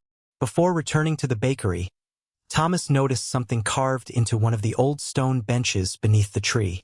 The words had almost disappeared with time, yet they could still be read. A peaceful life is not built in a single day. It grows quietly, season after season. Thomas traced the letters gently with his fingertips. He smiled. Another lesson, another gift, quietly waiting to be discovered. That evening, after the bakery had closed, Thomas stood for a moment beneath the great oak before walking home. The leaves rustled softly above him. The crystal river sang in the distance. Warm lights glowed from every cottage window. The valley felt exactly as it always had. Peaceful, patient, alive. Thomas realized that the oak's greatest secret wasn't hidden in its roots, or its branches, or even its great age. The secret was much simpler. It had spent its entire life growing, without ever comparing itself to anything else. And perhaps, that was one of the greatest kinds of peace anyone could ever find. Spring had arrived at last. Not suddenly, not with a single warm afternoon, but quietly. One gentle morning after another, the snow had disappeared from the hillsides. The apple trees behind the bakery were covered with blossoms that drifted through the air like soft pink snowflakes. The herbs in the garden had grown strong enough to perfume the morning breeze. The crystal river flowed freely once again, sparkling beneath the bright blue sky. Quiet Valley had awakened, and with it, so had another season. Early one morning, Thomas climbed the narrow wooden stairs that led to the bakery's old storeroom. Sunlight filtered through a tiny round window, illuminating shelves lined with sacks of flour. Most of them were new, freshly milled from the first grain brought in after winter. But in the far corner, one small sack remained. It was neatly tied with faded blue twine. A small wooden tag hung from it. In Samuel's familiar handwriting were the words, "For the final loaf of winter." Thomas smiled. "So this is what you've been saving," he whispered. He carried the sack downstairs with great care. Elias looked up and immediately recognized it. "You found it." Thomas nodded. "I think today is the day." The old keeper smiled. "I think Samuel would agree." They measured the flour together. Not a grain was wasted. Thomas poured the water slowly, added the salt, then began kneading the dough. His hands moved gently, confidently, not because he wished to finish quickly, but because he wanted to honor every loaf that had come before it. The bakery was unusually quiet that morning, almost as though the walls themselves remembered. As the dough rested, Margaret arrived carrying a small basket of fresh butter. "I had a feeling today was the day," she said with a smile. Soon Clara entered with honey gathered from the valley's first spring blossoms.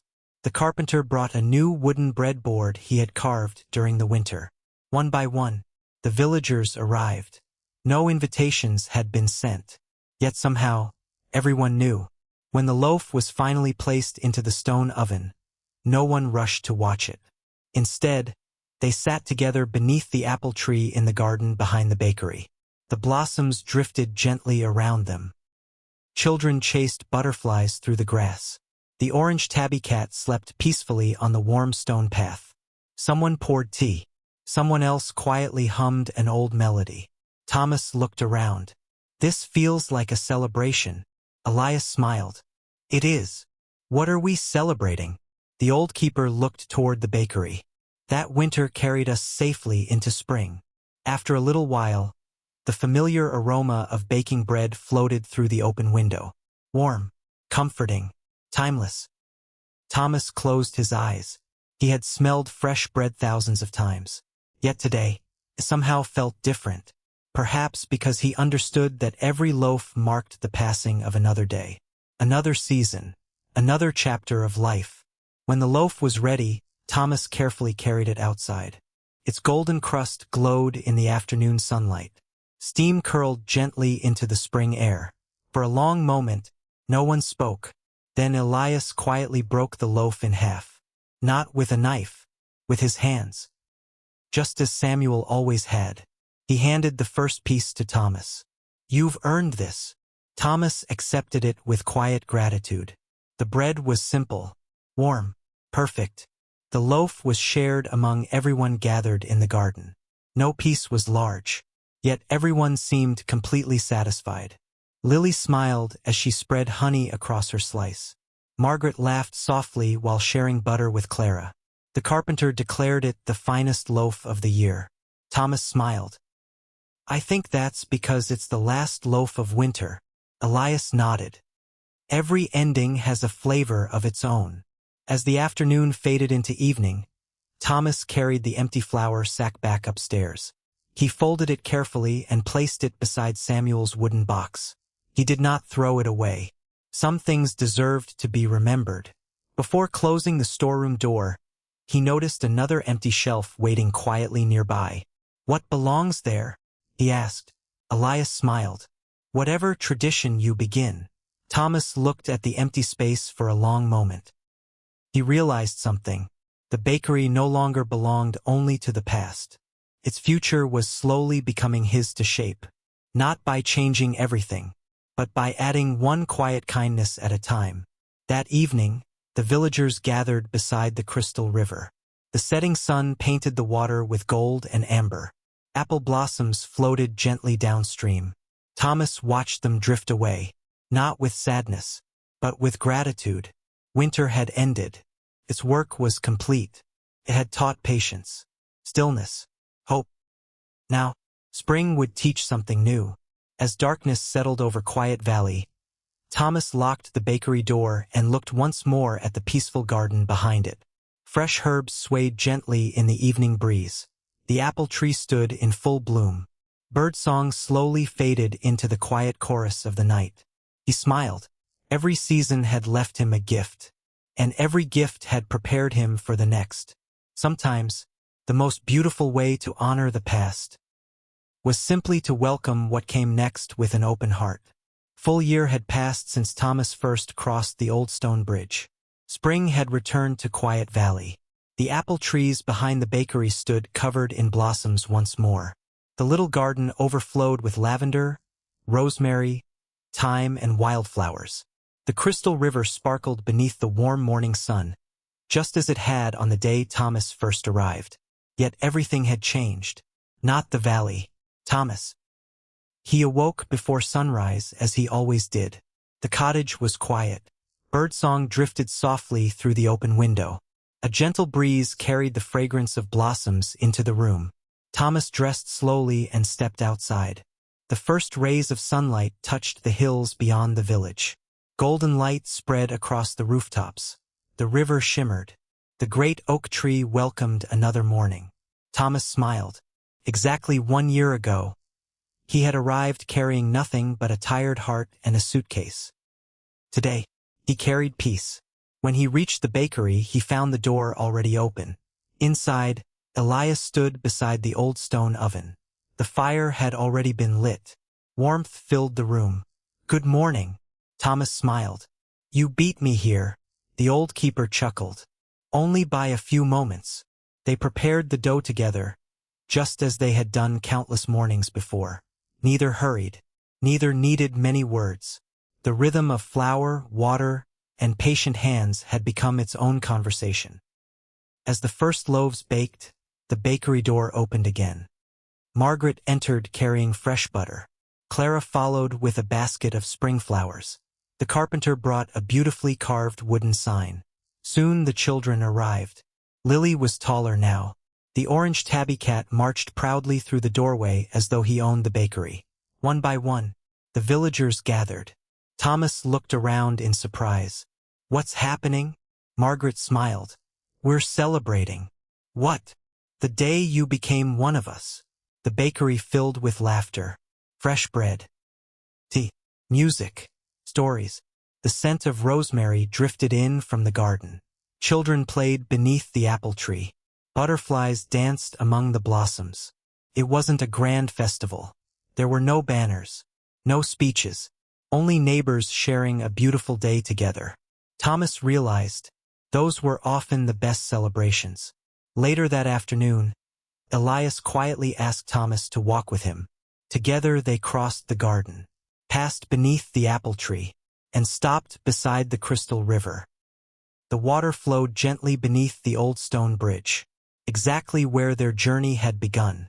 For a long moment, neither spoke. Finally, Elias reached into his coat pocket. He removed a small iron key. Thomas recognized it immediately. The bakery key. The old keeper held it out. "I think it's time." Thomas looked at the key, then back at Elias. "I don't understand." "You do." Elias smiled gently. "You simply haven't allowed yourself to believe it." Thomas remained silent. "The bakery," Elias continued, "no longer needs someone learning. It needs someone leading." Thomas shook his head. "But I still have so much to learn." The old keeper laughed softly. "So do I. So did Samuel. We always will." Thomas hesitated. "I don't know if I'm ready." Elias looked toward the flowing river. "Tell me, when did the river become a river?" Thomas frowned. "I don't know. It didn't happen all at once. It simply kept flowing." The old keeper placed the iron key into Thomas's hand. "The same is true of you." For several moments, Thomas simply stood there. The little key felt surprisingly heavy, not because of its weight, because of everything it represented. Responsibility, trust, home. He closed his fingers around it. "I'll take good care of it." Elias smiled. "I know." As evening approached, the villagers gathered beneath the great oak tree. The long wooden tables were covered with fresh bread, soup, fruit, cheese, and honey. Children chased one another through the grass. Birds sang from the branches overhead. The crystal river murmured peacefully nearby. The entire valley seemed wrapped in golden light. Thomas looked around. Every face before him had shaped his journey. Margaret had taught generosity. Clara had taught quiet wonder. The children had taught joyful curiosity. Samuel, though gone, had taught him through journals, gardens, and old recipes. And Elias had taught him something even greater, how to live. The old keeper stood slowly. The village became quiet. He looked toward Thomas with warm, kind eyes. When Thomas first arrived, he began. He believed bread was made with flour. Soft laughter rippled through the crowd. Today, Elias continued, he knows it is made with patience. He believed success meant working faster. Today, he understands that peace is often found by slowing down. He came looking for a better bakery. The old keeper smiled. But he found a better life. Thomas felt tears gather in his eyes. Not from sadness, from gratitude. He looked around the circle. Every smile, every familiar face, every quiet friendship. He finally understood. Home wasn't a place you discovered all at once. It was something gently built, day by day, kindness by kindness, morning by morning. As the sun slipped behind the mountains, Thomas stood. He looked toward the bakery, then toward the valley. Finally, he spoke. When I arrived here, I thought I had come to learn how to bake. He smiled. But the bread was never the lesson. The river taught me patience. The seasons taught me trust. The garden taught me hope. The oak taught me to become myself. And all of you, he paused, taught me that the richest life isn't the busiest one. It's the one where we have enough time to notice. The valley grew wonderfully still. Even the breeze seemed to pause. That evening, after everyone had gone home, Thomas locked the bakery for the very first time with his own key. He placed his hand gently upon the old wooden door. The warm scent of fresh bread still lingered inside. Behind him, the crystal river continued its endless journey. Above him, the stars slowly filled the sky. He smiled. Tomorrow he would wake before sunrise, light the oven, knead the dough, welcome neighbors, share bread, listen to the river, just as he had yesterday, just as he would tomorrow. Because peace wasn't found in extraordinary moments. It lived quietly inside ordinary ones. Years later, travelers would sometimes arrive in Quiet Valley. They would ask the villagers, "Where can we find the famous baker?" The villagers would simply smile and point toward the little stone bakery beside the river. Inside, they would find a man with flour on his hands and kindness in his eyes. He always welcomed them with warm bread. He never looked at a clock. He never hurried anyone. And when they asked why, he would simply smile and say, "Some things become sweeter when we give them time." And so the little bakery continued. The river continued. The seasons continued. The garden bloomed. The great oak grew another ring. Children became parents. Parents became grandparents. The journals gained new pages. The bread continued to rise each morning. And Quiet Valley remained exactly what it had always been. A place where no one hurried. A place where kindness was shared as freely as bread. A place where ordinary days became extraordinary simply because someone had taken the time to notice them. And if, someday, you should find yourself walking across an old stone bridge toward a quiet little bakery, do not rush. Someone will almost certainly be waiting with a warm loaf of bread. The kettle will already be singing. The garden will be blooming. The river will still be flowing. And perhaps, if you stay long enough, you'll remember something the world is always trying to tell us. That life was never meant to be raced through. It was meant to be lived. Slowly, patiently, kindly. One peaceful day at a time. And now the quiet valley grows quiet once again. The lanterns glow softly in the distance. The river continues its gentle song, and the keeper returns to his peaceful home beneath the old trees. Tonight's journey may have come to an end, but the valley will always remain, waiting patiently among the mountains, forests, and fields of wildflowers. Wherever you are, and whatever tomorrow may bring, remember the lesson of the valley. Some moments are meant to be slow.